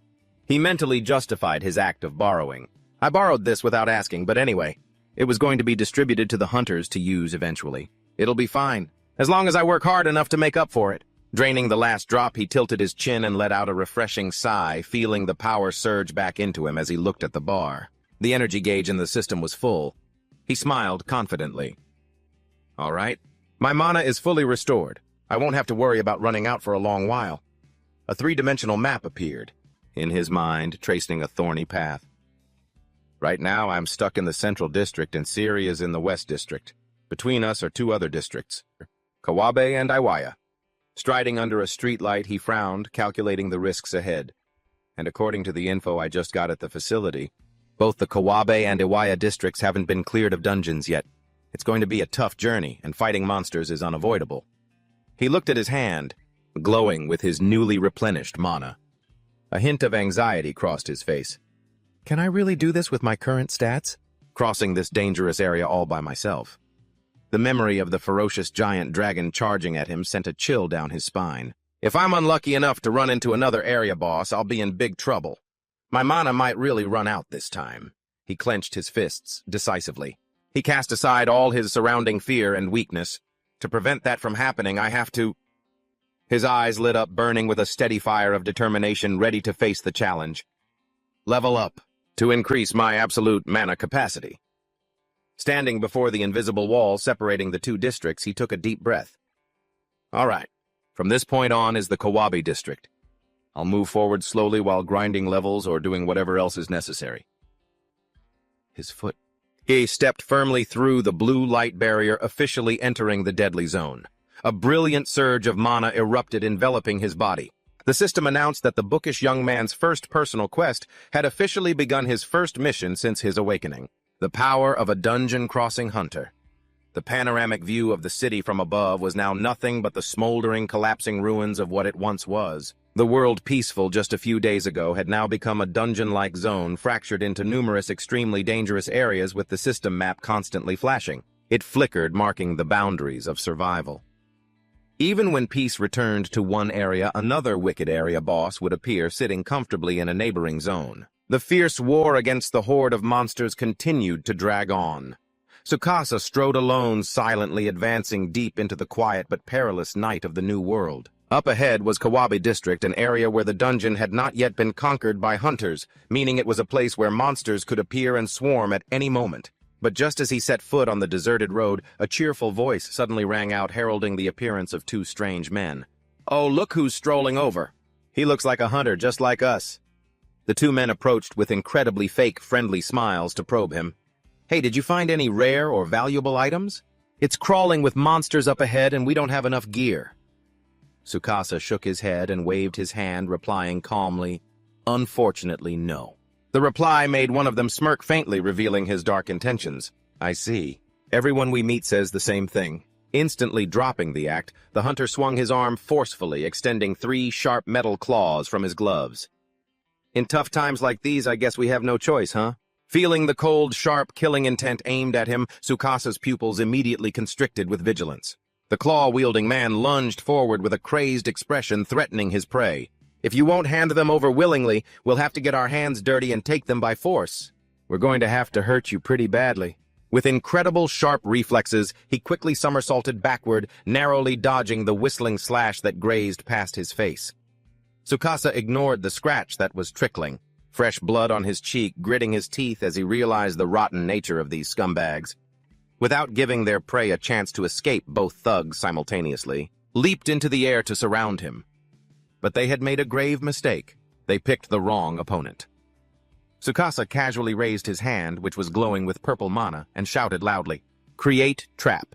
An immense, incredibly complex magic circle immediately opened right above the head of the aggressively charging hunter. From within the magic circle, a giant weight went into freefall, crushing the two fools into the pavement. "Arg!" Along with the cold system notification, Disaster Weight, a super-heavy giant weight, suddenly appears and drops straight onto the target. Tsukasa stood with his arms crossed, calmly watching the two thugs who were crushed flat, pinned to the ground, unable to move even a finger. His eyes stared at the defeated men, his mind filled with calculations. "If I finish them off right here, maybe it'll be just like when I defeat a monster. I'll get experience points." He pondered thoughtfully, assessing the cruelty of this new world. That possibility isn't zero. If that's true, I'll need to work hard and keep a close eye on the movements of hunters who have become degenerate and violent. However, looking into the distance where explosions were blazing, destroying rows of buildings, he drew a very clear line. But the only thing I'll hunt are monsters. I don't need to bother dealing with humans when just defeating a large number of monsters is enough. Wiping his blood from his face with his arm, the familiar, confident smile of a master strategist returned to his lips. For that greater purpose, I have to test it out. Grind for experience points by using that trap. The scene immediately shifted to the plaza of Kawabe District, where robot monsters were continuously firing brilliant laser beams, devastating the forest. Amidst the chaos, a very unlucky female civilian ran for her life in a panic, trying to escape the deadly barrage. Just as it was about to target and pursue her, a robot suddenly froze and snapped its head in another direction, attracted by a strange sound. From inside a thicket of bushes, a mischievous-looking wooden statue was continuously puffing its cheeks, gracefully playing a flute. Carefully hidden on a high tree branch, Tsukasa smiled down at his creation, while the system introduced it, Flute-Playing Doll, a doll that plays a flute to playfully lure monsters. He silently evaluated the effectiveness of the hidden lure. A single note from the flute, a trap to invite monsters. This will definitely gather them up. Looking at the swarm of mindless, bewildered robots gathering around the wooden statue, he silently counted them. From what I can see, there are 4 of them. Not quite enough to properly grind EXP, but without any further hesitation, he immediately channeled mana into the magic circle on his palm to begin the bloody hunt. Create trap Bzeet. Sensing something unusual was happening, the robots snapped their heads up, letting out a resounding alarm. Bzeet. From beneath the ground, giant iron bars carrying a deadly purple electric current suddenly shot upwards. The iron stakes flew into the sky, forming a giant barrier that completely trapped the monster horde inside a magic cage. An incredibly sturdy magical lock appeared and slammed shut, sealing the only exit. Trapped inside, the horde of robots swung their arms, wildly smashing around in desperation. Krisk! Iron cage. A sturdy cage that completely traps the prey. He slowly walked towards the imprisoned monsters, thinking about his perfect plan. That's right. Lock them tightly in a cage like this. A sinister smile spread across Tsukasa's face. He continued to concentrate the brilliant mana in his hand to prepare the next step. Let's begin. Create trap. As the spell was activated, a giant magic mirror suddenly descended from the sky into the middle of the iron cage, emitting a blinding light that left the monsters bewildered and confused. Model. A curious robot leaning in close to the shiny surface of a mirror jumps back in shock upon seeing its own reflection. Suddenly, the mirror vibrates violently and emits a series of bizarre rays of light. The mindless machine tilts its head in confusion, and in the next moment its reflection steps right out into the real world, causing the original monster to recoil in terror. Meanwhile, the system's voice explains the overpowered function of the item. The copy mirror. A reflective mirror designed for the purpose of duplicating monsters. Tsukasa's eyes glowed with a bewitching purple light. He smirked, pleased with his own grotesque invention. A trap designed to duplicate monsters, truly the worst.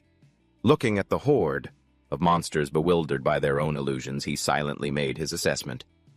In a normal situation, this is the last thing you'd ever want to run into. But he threw his hands high in the air, frantically urging, pushing his magic power to make the mirror work at full capacity. Inside this cage, it doesn't matter at all. Keep duplicating, you monsters. New robots appeared, continuously crushing against each other, but Tsukasa still wasn't satisfied. More duplicate, even more, until this cage is completely packed.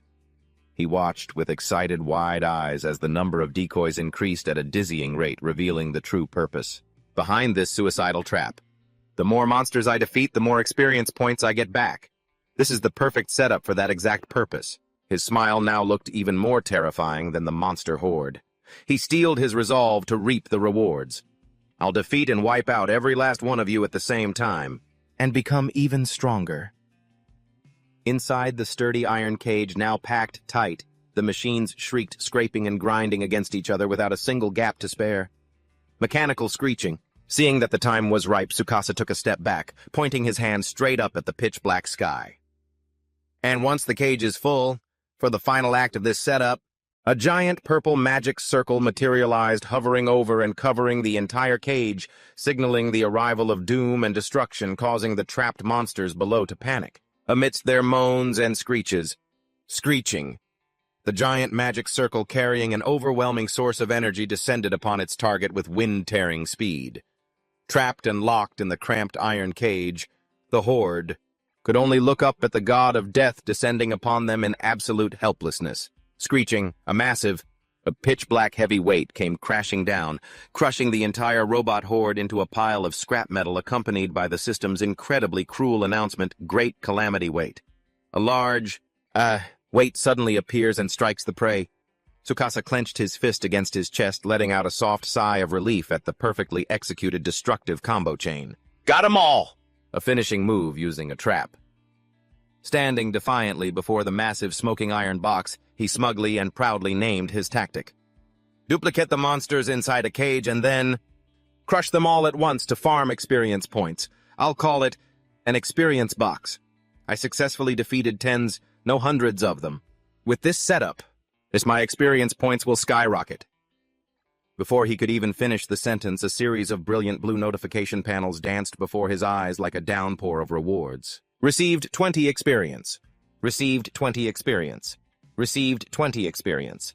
Received 20 experience. Received 20 experience. A celebratory sound of honor rang out along with a brightly lit level up notification, causing Tsukasa's eyes to widen in surprise. He joyfully analyzed and admired his achievement, but he suddenly froze when he saw an unfamiliar notification frame. With this much experience gained, so leveling up is a given, of course, but acquired a new skill. What a new skill. Reading the description of the new skill's power, his face filled with utter astonishment. The new skill was called Trap Domination. It allows the user to control trap monsters. Trap Domination!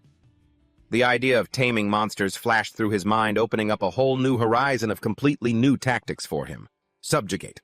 And tame, does that mean it's a skill that lets me turn monsters into allies at my side? Deep in thought, he suddenly heard a clattering sound at his feet and glanced to the side. a battered, half-bodied robot monster was trying to drag itself across the grass, giving him an incredibly bold idea. A lucky survivor that escaped the devastating attack from earlier. What a perfect time to test out my new skill. Tsukasa flashed an extremely fierce smile, channeling his magic to create a pale green magic circle hovering over his palm. Should I give it a little test run? He extended his index finger, pointing it straight at the scrap monster, and launched the magic circle forward. The green magic erupted, and the Lord of Traps grandly declared his newfound power. Trap domination. He swung his arm, launching a brilliant stream of green magic. It shot straight into the body of the battered machine lying motionless on the grass. However, the magic suddenly deflected and bounced back, causing Tsukasa to cry out in alarm. It bounced right off? The skill didn't work at all. After a moment of shock, he looked at the notification panel and realized the problem. So that's it. It's only effective on trap monsters. Requirement for activation: the monster must be trap-related. Huh. He let out a sigh, looking down at the mindless robot, lying on the ground as he recalled the magic circle. So that's why it doesn't work on normal monsters like this. Using a skill here really is a waste. Without further hesitation, he immediately shouted, "Create trap!" and summoned a magic sword from above. It descended straight onto the target. The system coolly announced, "Finishing sword has delivered the final blow." He stared at the glowing corpse, then planned his next move. I still have to worry about my little sister Siri, and now that the level grinding is settled for now, I should scout this area carefully before moving on. Standing before the site of a town street connecting to a dense forest, he took a deep breath and resolutely stepped forward. Anyway, I've been putting this off, but the time has come where I have to do it. He bent down, pressing his palm, which was crackling with blue electrical sparks, onto the withered grass. The magic power spread out into a brilliant diagram as he confidently activated the skill. Trap scan. Skill description: trap scan. Searches for pre-existing traps in the area. A three-dimensional heat map quickly materialized, enveloping his entire body to help him analyze the current situation. Now, what the hell is going on in this area? Where are the potential threats, and what type are they? His attention was immediately drawn to a large building with countless flashing red warning dots. It was a place where trap systems were incredibly dense. This building is a museum. He squinted in surprise as he looked more closely at the tunnel system hidden deep beneath the museum's structure, peering deeper and deeper inside. What the hell is this? An underground passage several kilometers long. Tsukasa's eyes lit up with a mix of surprise and curiosity upon discovering a potential shortcut. A structure like this exists underground. Could this be? Realizing it was the perfect route to cross the dangerous area, he smirked, pushed himself to his feet, and stood up. I get it now. He glanced into the silent distance. There's no other choice. I have to get to that museum and fast. Without delay, he started walking. With extreme caution, he advanced deeper into the edge of the forest. The silent darkness began to close in as Tsukasa carefully navigated through the towering, quiet trees. Suddenly, he flinched and quickly ducked behind a large tree trunk when he spotted something highly unusual. Before his eyes was a body of water, a vast expanse shimmering with specks of magical light. A lake in the middle of the forest. It's pretty big, he murmured, comparing it to the map in his head while raising his guard and scanning the area. The museum must be located somewhere around here. Passing through the rows of trees, the white glass structure finally came into view, standing tall under the dim moonlight. There it is. He moved closer to the shattered glass doors, confirming his suspicions. The underground passage lies deep beneath this building. If my intuition is correct. Passing through the doorway, he strode with firm, echoing steps into the museum's desolate main hall. Breaking out in a cold sweat, he glanced around. His intuition was screaming that danger was lurking nearby. Judging from what the images from my trap scan skill are showing me, this place is packed with all sorts of traps. He tiptoed cautiously, step by step, down the pitch-dark hallway. His eyes darted around, constantly scanning the area. I'll have to move with extreme caution so I don't trigger any of them. Suddenly, he stopped dead in his tracks and confidently pointed toward a wooden chest that was quietly inching backward across the floor. Hey, you little pest over there. Scurrying all over this place like that. You've been way too obvious. Seizing the perfect opportunity, Tsukasa channeled brilliant blue mana into his palm, preparing to cast Tame Trap. The chest panicked, flinging its lid wide open. It revealed a set of razor-sharp teeth and terrifying, bulging eyes, letting out a bizarre hiss, "Gachoo!" as the stream of magical power aimed for it. A blinding light enveloped the chest, rendering it motionless. Tsukasa watched anxiously as it unfolded. "It's working. It's taking effect." That means he calmly exposed the strange object's true identity, just as I thought. That thing is a mimic, a cunning monster disguised as a treasure chest. Memories of the monster's characteristics surfaced. He explained the creature's mechanics. It disguises itself as a treasure chest and ambushes any hunters who get close. Its very existence is a trap. A completely different kind from your average monster. His eyes shone with the confidence of someone who knew all the rules of the game. I was able to see it clearly, ever since I scanned this area. I mean, in reality, there's a monster-type trap hiding in here. He smiled smugly and slowly walked over to the chest, which was smoking after being hit by the spell. In any case, the taming process was a success. The image of a glowing blue eye icon flashed brightly, marking that the contract had been successfully established. It will officially become my ally and... But before he could finish his sentence, the mimic chest suddenly emitted a thick cloud of white smoke, trembled violently, then launched itself at Tsukasa. He jumped back in shock, his face twisting in utter panic as he saw the monster, its mouth full of jagged teeth, wide open, charging straight for him.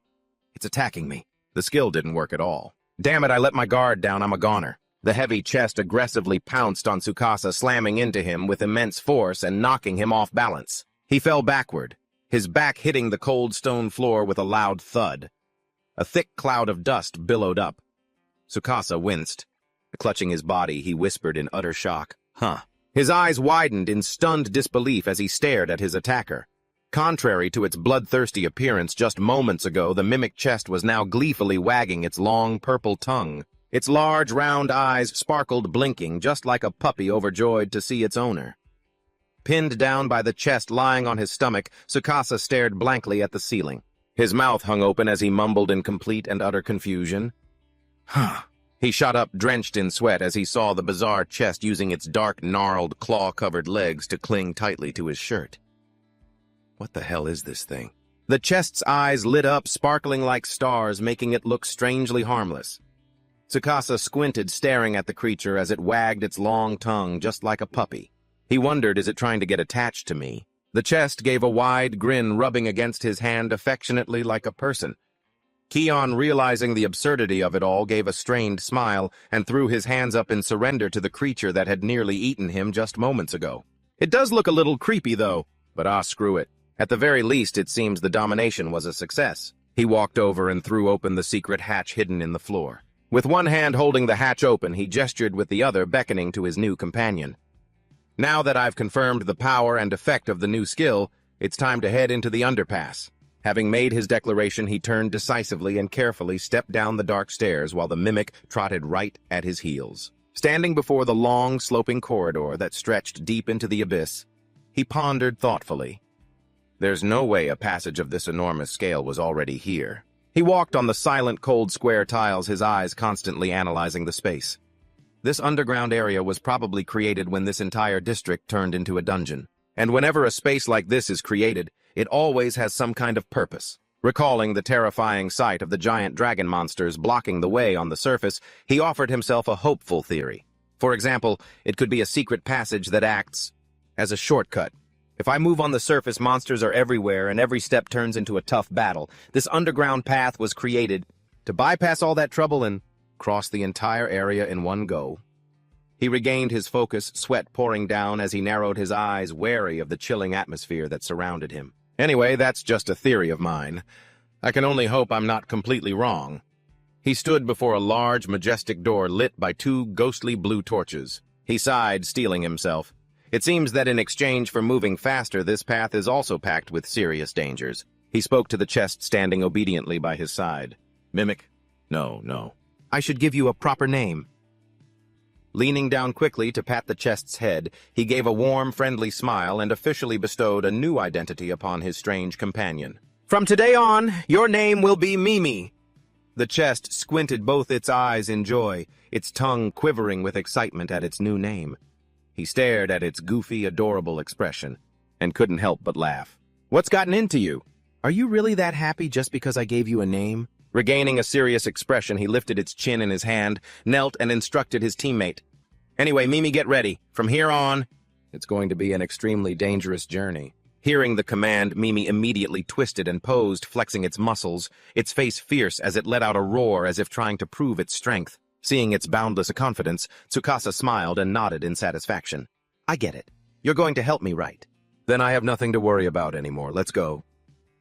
He reached out, took hold of the cold bronze door handle, and decisively pushed this door open. The heavy-looking door slowly creaked open, revealing a large room bathed in the dim light of the torches.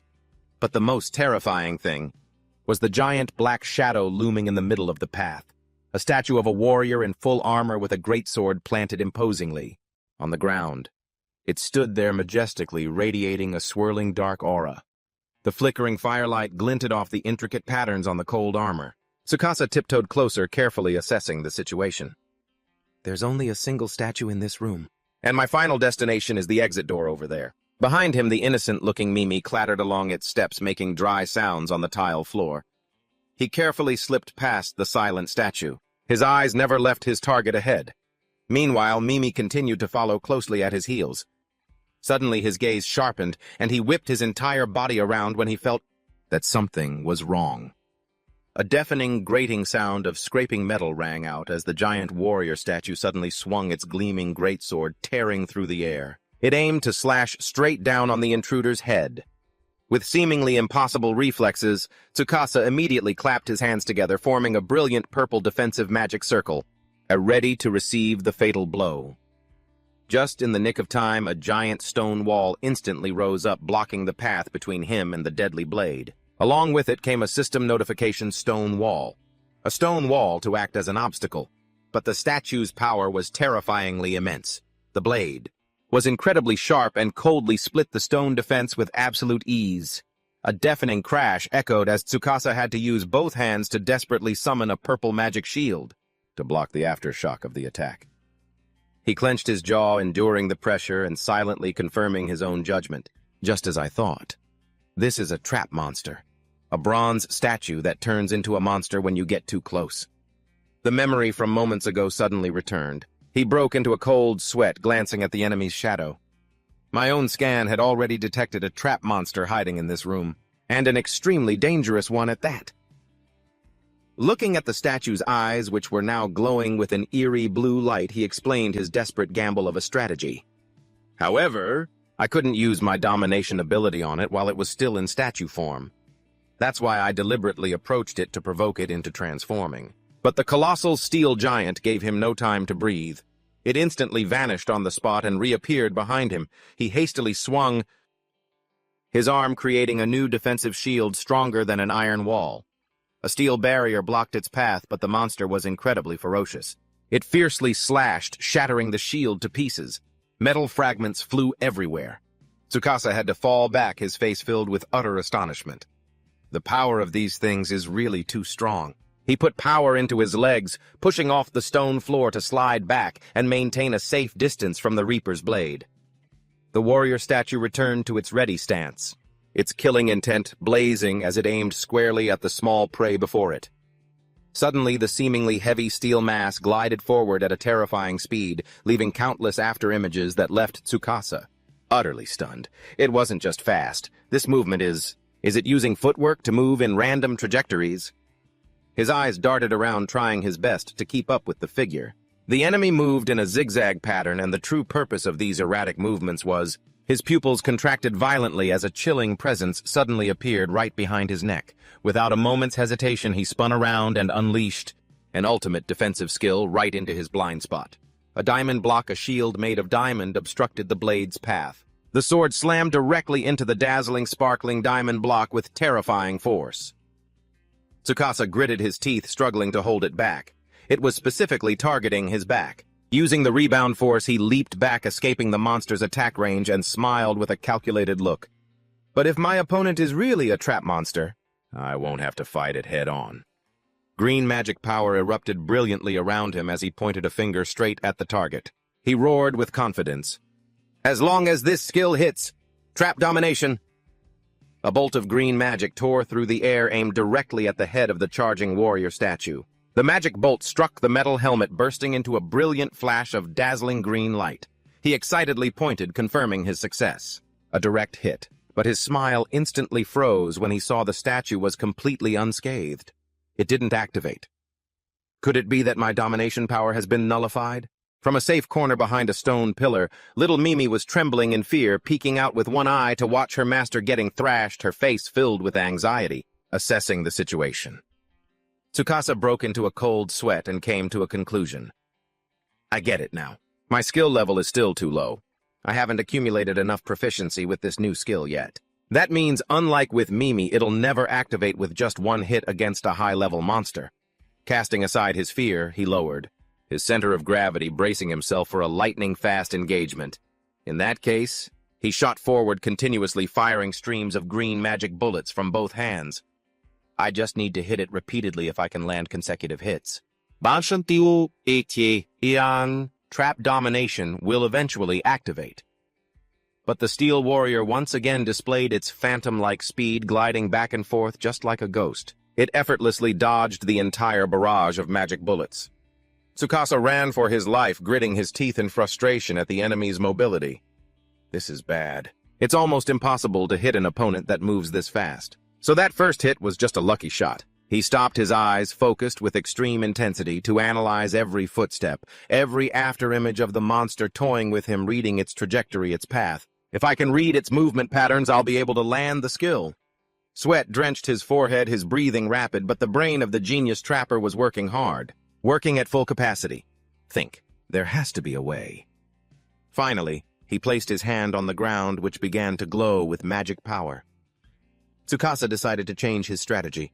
I have no other choice but to set a trap and force it to reveal itself. Just as the monster swung its sword and charged, he quickly somersaulted backward and shouted, "Create trap!" The steel giant immediately closed in behind him, raising its gleaming greatsword high. It swung the blade straight down with a force that tore through the air. However, from the magic circle that appeared on the ceiling, a giant basin of water suddenly poured down right on the monster's head, accompanied by a sarcastic system message, "Water basin drop, water attribute." A simple basin dropping water. The steel monster suddenly froze, completely soaked and dripping in a speechless silence. Furious at being mocked, the statue swung its sword repeatedly, forcing Tsukasa to constantly retreat, somersaulting once to maintain a safe distance. He landed firmly, steadying himself with his hands. He stood up, looking at his opponent, who was seething with killing intent, and smirked. Heh, looks like I pissed it off. Can't blame it, though. After all, it was just a prank trap. The enemy increased its speed, becoming a blurry shadow that flickered through the room. However, Tsukasa remained unfazed, confidently facing the Reaper's scythe.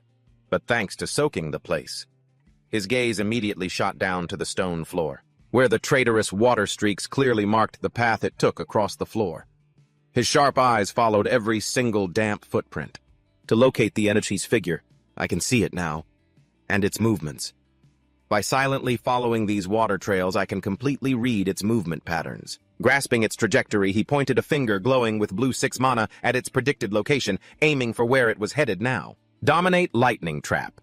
The blue 6 magic bullet tore through the air, intercepting the monster's incredibly high-speed movement. The stream of magic struck its helmet head-on.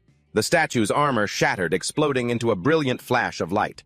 But it didn't end there. Tsukasa continuously fired shots with both hands, his eyes burning with determination. It's not over yet. Take this. For this skill, Dominate Trap, to take full effect, the statue has to be continuously hit by these mana blasts. If I keep firing skill shots repeatedly, the effect will stack and accumulate. He roared, pouring all his strength into firing spells like a machine. Dominate. Despite its efforts to defend itself, the steel monster began to falter. Under this rain of blue 6 bullets, it'll eventually be pierced no matter what. The bookish young man's face lit up with extreme excitement as he stood before his valuable prey. I'll do whatever it takes to make this high-level monster my powerful ally dominate. Behind a stone pillar, little sheep Mimi trembled in fear, holding her head as she witnessed her master frantically unleashing a storm of magic that flooded the entire room. After a long barrage of spells that left him utterly exhausted, Tsukasa stood panting pathetically. Meanwhile, the monster stood there completely unfazed, as if it hadn't taken a scratch. He looked at his energy display, which was flashing a critical warning. Beads of sweat dripped down his forehead. My mana is almost gone. I think I can only use Dominate one more time. His face turned grim as he doubted his own abilities in this life-or-death situation. Damn it. Can I really do this? Can I really force her into my taming trap? Not giving his opponent a moment to rest, the warrior statue stomped its feet hard on the floor. It gathered momentum, preparing to launch a finishing blow. Pouring the very last of his mana into his hand, Tsukasa gambled his life on this one final shot. I'll bet everything I have on this one attack. He pointed his glowing finger forward, which shone like a miniature sun, and prayed silently. Please, work. All of his energy erupted into a blue 6 whirlwind that swept across the room as he yelled, "Dominate trap!" His arm created a stream of blue light. Staring down the warrior statue, he declared in a loud voice, "This is the final blow!" Then Tsukasa used every last ounce of his strength, unleashing the maximum magical power from the palm of his hand. Explosive Dominate. A massive beam of blue light slammed right into the monster's chest at the exact moment it was airborne. A terrifyingly brilliant magical explosion occurred, leaving behind thick clouds of smoke that enveloped the statue. Completely drained of energy, Tsukasa collapsed to his knees, struggling to catch his breath. His eyes were fixed intently on the smoke. The enemy's silhouette slowly emerged, standing completely still, causing him to unconsciously hold his breath. Did its movements really stop? Did my skill actually work? The monster's eyes, which had been burning with a fiery fighting spirit, suddenly changed to a gentle azure blue. The flames of hatred vanished along with it. Its ferocious aura was suddenly gone. Realizing this miraculous change, he reached out a hand towards his opponent, overjoyed. He exclaimed, "It looks like the taming was a success." The warrior statue slowly lowered its weapon, planting the sharp tip of its sword into the stone floor. It knelt on one knee in a pose of absolute knightly servitude. In a very respectful female voice, it spoke. "I am truly sorry, master. I beg your forgiveness for my previous insolence." Tsukasa stared down, his eyes wide, in utter shock at the creature kneeling before him. It can talk. Is it really a special type of monster that can communicate with humans? His jaw dropped in utter disbelief as he questioned the steel creature kneeling before him. "Tell me the truth. Who are you?" Without a moment's hesitation, the female knight raised both hands to her helmet and carefully removed the cold steel disguise. She casually tossed her platinum blonde hair, which flowed like clouds, revealing the beautiful face hidden behind the fearsome mask. A mature, sharp beauty with serene, deep blue eyes, combined with the pointed ears characteristic of an elf, Tsukasa was instantly captivated. She rested on her sword and proudly introduced herself. "I am no one of noble standing. I am but a nameless servant of yours." Tsukasa, still unable to process it all, stared blankly at the beautiful knight kneeling in submission before him, stammering. She looked up at her new master with sincere eyes, pleading, "Please, I beg of you, grant me a name, and allow me to remain in your service." Hearing this, he nervously stroked his chin, trying to process this insane situation. "A name, huh? Oh, all right, I understand. You look just like a knight, so a fitting name would be..." With a gentle smile, he decided to grant his loyal female servant a new identity. "From now on, I will call you Jin." The knight's eyes widened with happiness, her cheeks flushing with emotion. "Jin, is that..." She bowed her head respectfully, her voice trembling with a mixture of joy and deep gratitude. "I am eternally grateful. I have received your command. From this day forward, please call me by that name." But the sappy romantic atmosphere didn't last long before the sound of hurried, clattering footsteps broke the silence. Little sheep Mimi, furious and jealous, dashed out from her hiding spot, waving her two stubby black arms, her face scowling angrily as she growled at the newcomer. Grumble.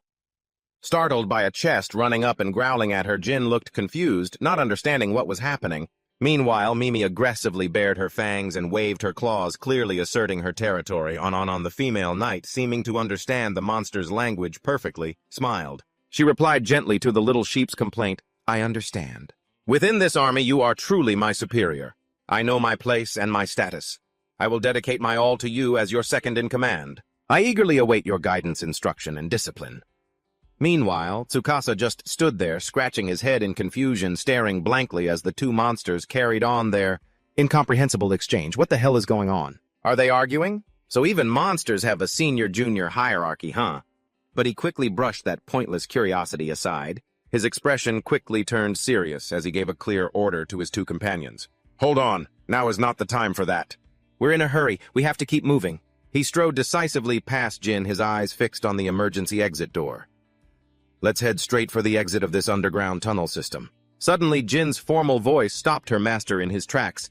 "Please wait, master, because you have completed your battle with me." The area boss who was slumbering in the room ahead has now awakened. She solemnly delivered the shocking news, shattering any faint hope he had for a safe passage. "The death match with the area boss will begin now." Tsukasa's eyes shot wide in horror as he spun around to confront her. "Wait a minute. What the hell are you talking about?" Jin calmly explained her cruel role within the dungeon system. "In other words, I am the gatekeeper of this dungeon." Remembering her terrifying violent form before he tamed her, he pictured the deadly trap mechanism. Once she transforms into a monster and the battle with an intruder begins, it acts as a trigger signal for the area boss to activate. She stood up sharply, pointing toward the door, which was emitting a deeply eerie blue light. "This battle is completely unavoidable. There is no leaving this dungeon without defeating the area boss." In despair, Tsukasa realized his fatal mistake. A battle with the area boss is a mandatory rule. "You've got to be kidding me. Good grief, and here I thought I'd chosen the easiest path." Sweat beaded on his forehead as he hurriedly turned his head and signaled a retreat. "This is bad. We have to go back. Let's give up on this underground route and take the one on the surface."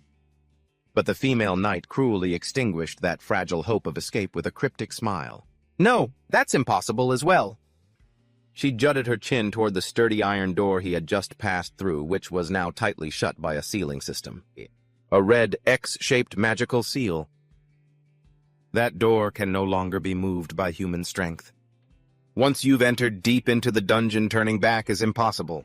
Jin stood proudly, pointing her sword straight at the door glowing with a deadly blue light. "The only way out is forward into the boss's room."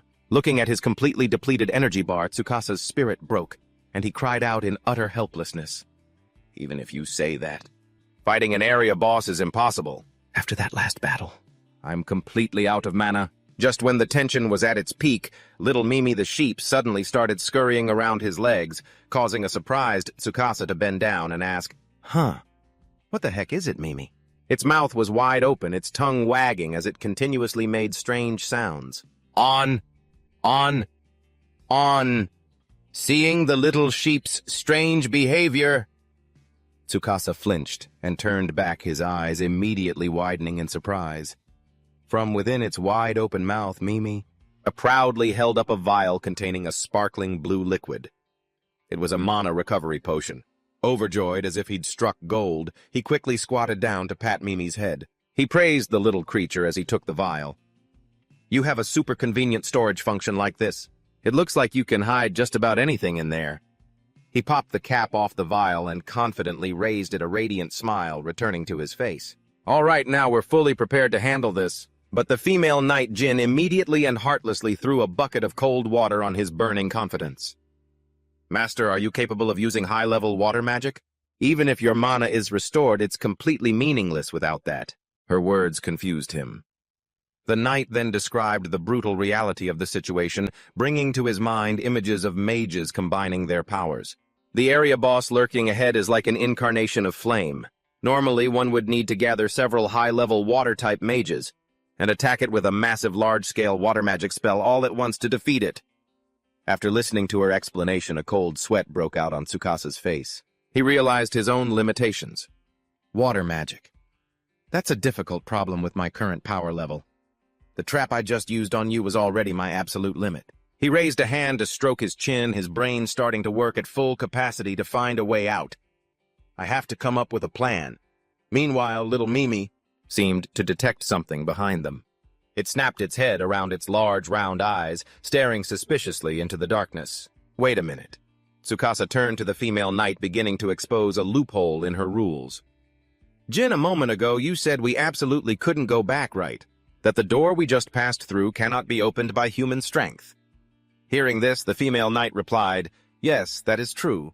The corner of the strategist's mouth curled into a fierce, calculating smile. He stared directly at his two monster companions and offered an escape plan. "So what if it's a monster that tries to open it, model? What would happen?" If the target was a completely tamed monster like you or Mimi, Jin's eyes lit up with excitement as if he'd just realized the feasibility of his master's plan. Yes, if it's a monster, then perhaps the plan to return is possible. Before he could finish speaking, the entire room began to shake violently. Huge chunks of the ceiling came crashing down with a roar, startling them both. Thick clouds of dust billowed up. Tsukasa quickly backed away in alarm. What the hell just happened? Meanwhile, Jin calmly explained, "The enemy's rage. The area boss, the lord who rules this dungeon, has begun to move. It seems it has completely lost its patience, and has decided to attack us itself."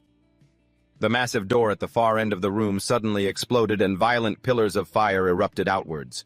Jin then put on his hat and bravely rushed forward to block the attack for him, urgently shouting, "Master, quickly use a defensive spell! The searing flames are coming!" Without a moment's hesitation, Tsukasa thrust his hand out, casting a vibrant purple magic shield just as the ceiling's surface cracked and was about to collapse. A dazzling fiery explosion erupted violently, blasting away every obstacle in the narrow room. A sea of flames surrounded them, closing in from all sides. It burned up all the air, making him scream, "Damn it, we're surrounded!" Terrifying pressure bore down on the small team trapped inside the scorching flames that were incinerating everything to ash. A giant fireball plummeted straight down from above, threatening to crush everything. Tsukasa strained to maintain the fragile protective shield, his face contorting from the immense pressure. Damn it! What kind of firepower is this? The room was collapsing. Beneath the energy dome, he and Jin were using all their strength to hold off the fiery boulders raining down. Red-hot stones rolled across the ground, letting off thick smoke. Suddenly, a glowing purple magic circle appeared, covering the cracking tile floor. The three of them stood firmly on the glowing magic formation, varying as everything around them crumbled and fell into the dark abyss.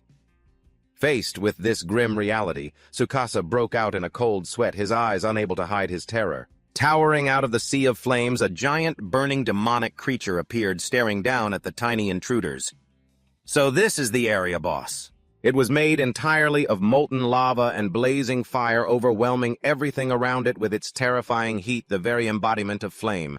Standing before the towering lava monster, Tsukasa bitterly realized all the rooms we've passed through until now were nothing more than a pathway. Everything was just the path leading to this boss room. The story pauses here for now, and that is the journey of Ninomiya Tsukasa, a main character who doesn't rush into solo with a sword or magic, but uses every kind of trap to turn the battlefield into a nightmare for monsters. Personally, I find this series captivating because the fights are incredibly creative. The MC is both cunning and plays dirty, so watching it never feels one note like other typical dungeon series. Later on, the scenes of setting traps, turning the tables, and manipulating the battlefield get much more spectacular. If you're a fan of the big-brain MC type who uses strange yet effective fighting styles, this series is definitely worth checking out. If you're hyped for Part 2, let me know in the comments to get me motivated.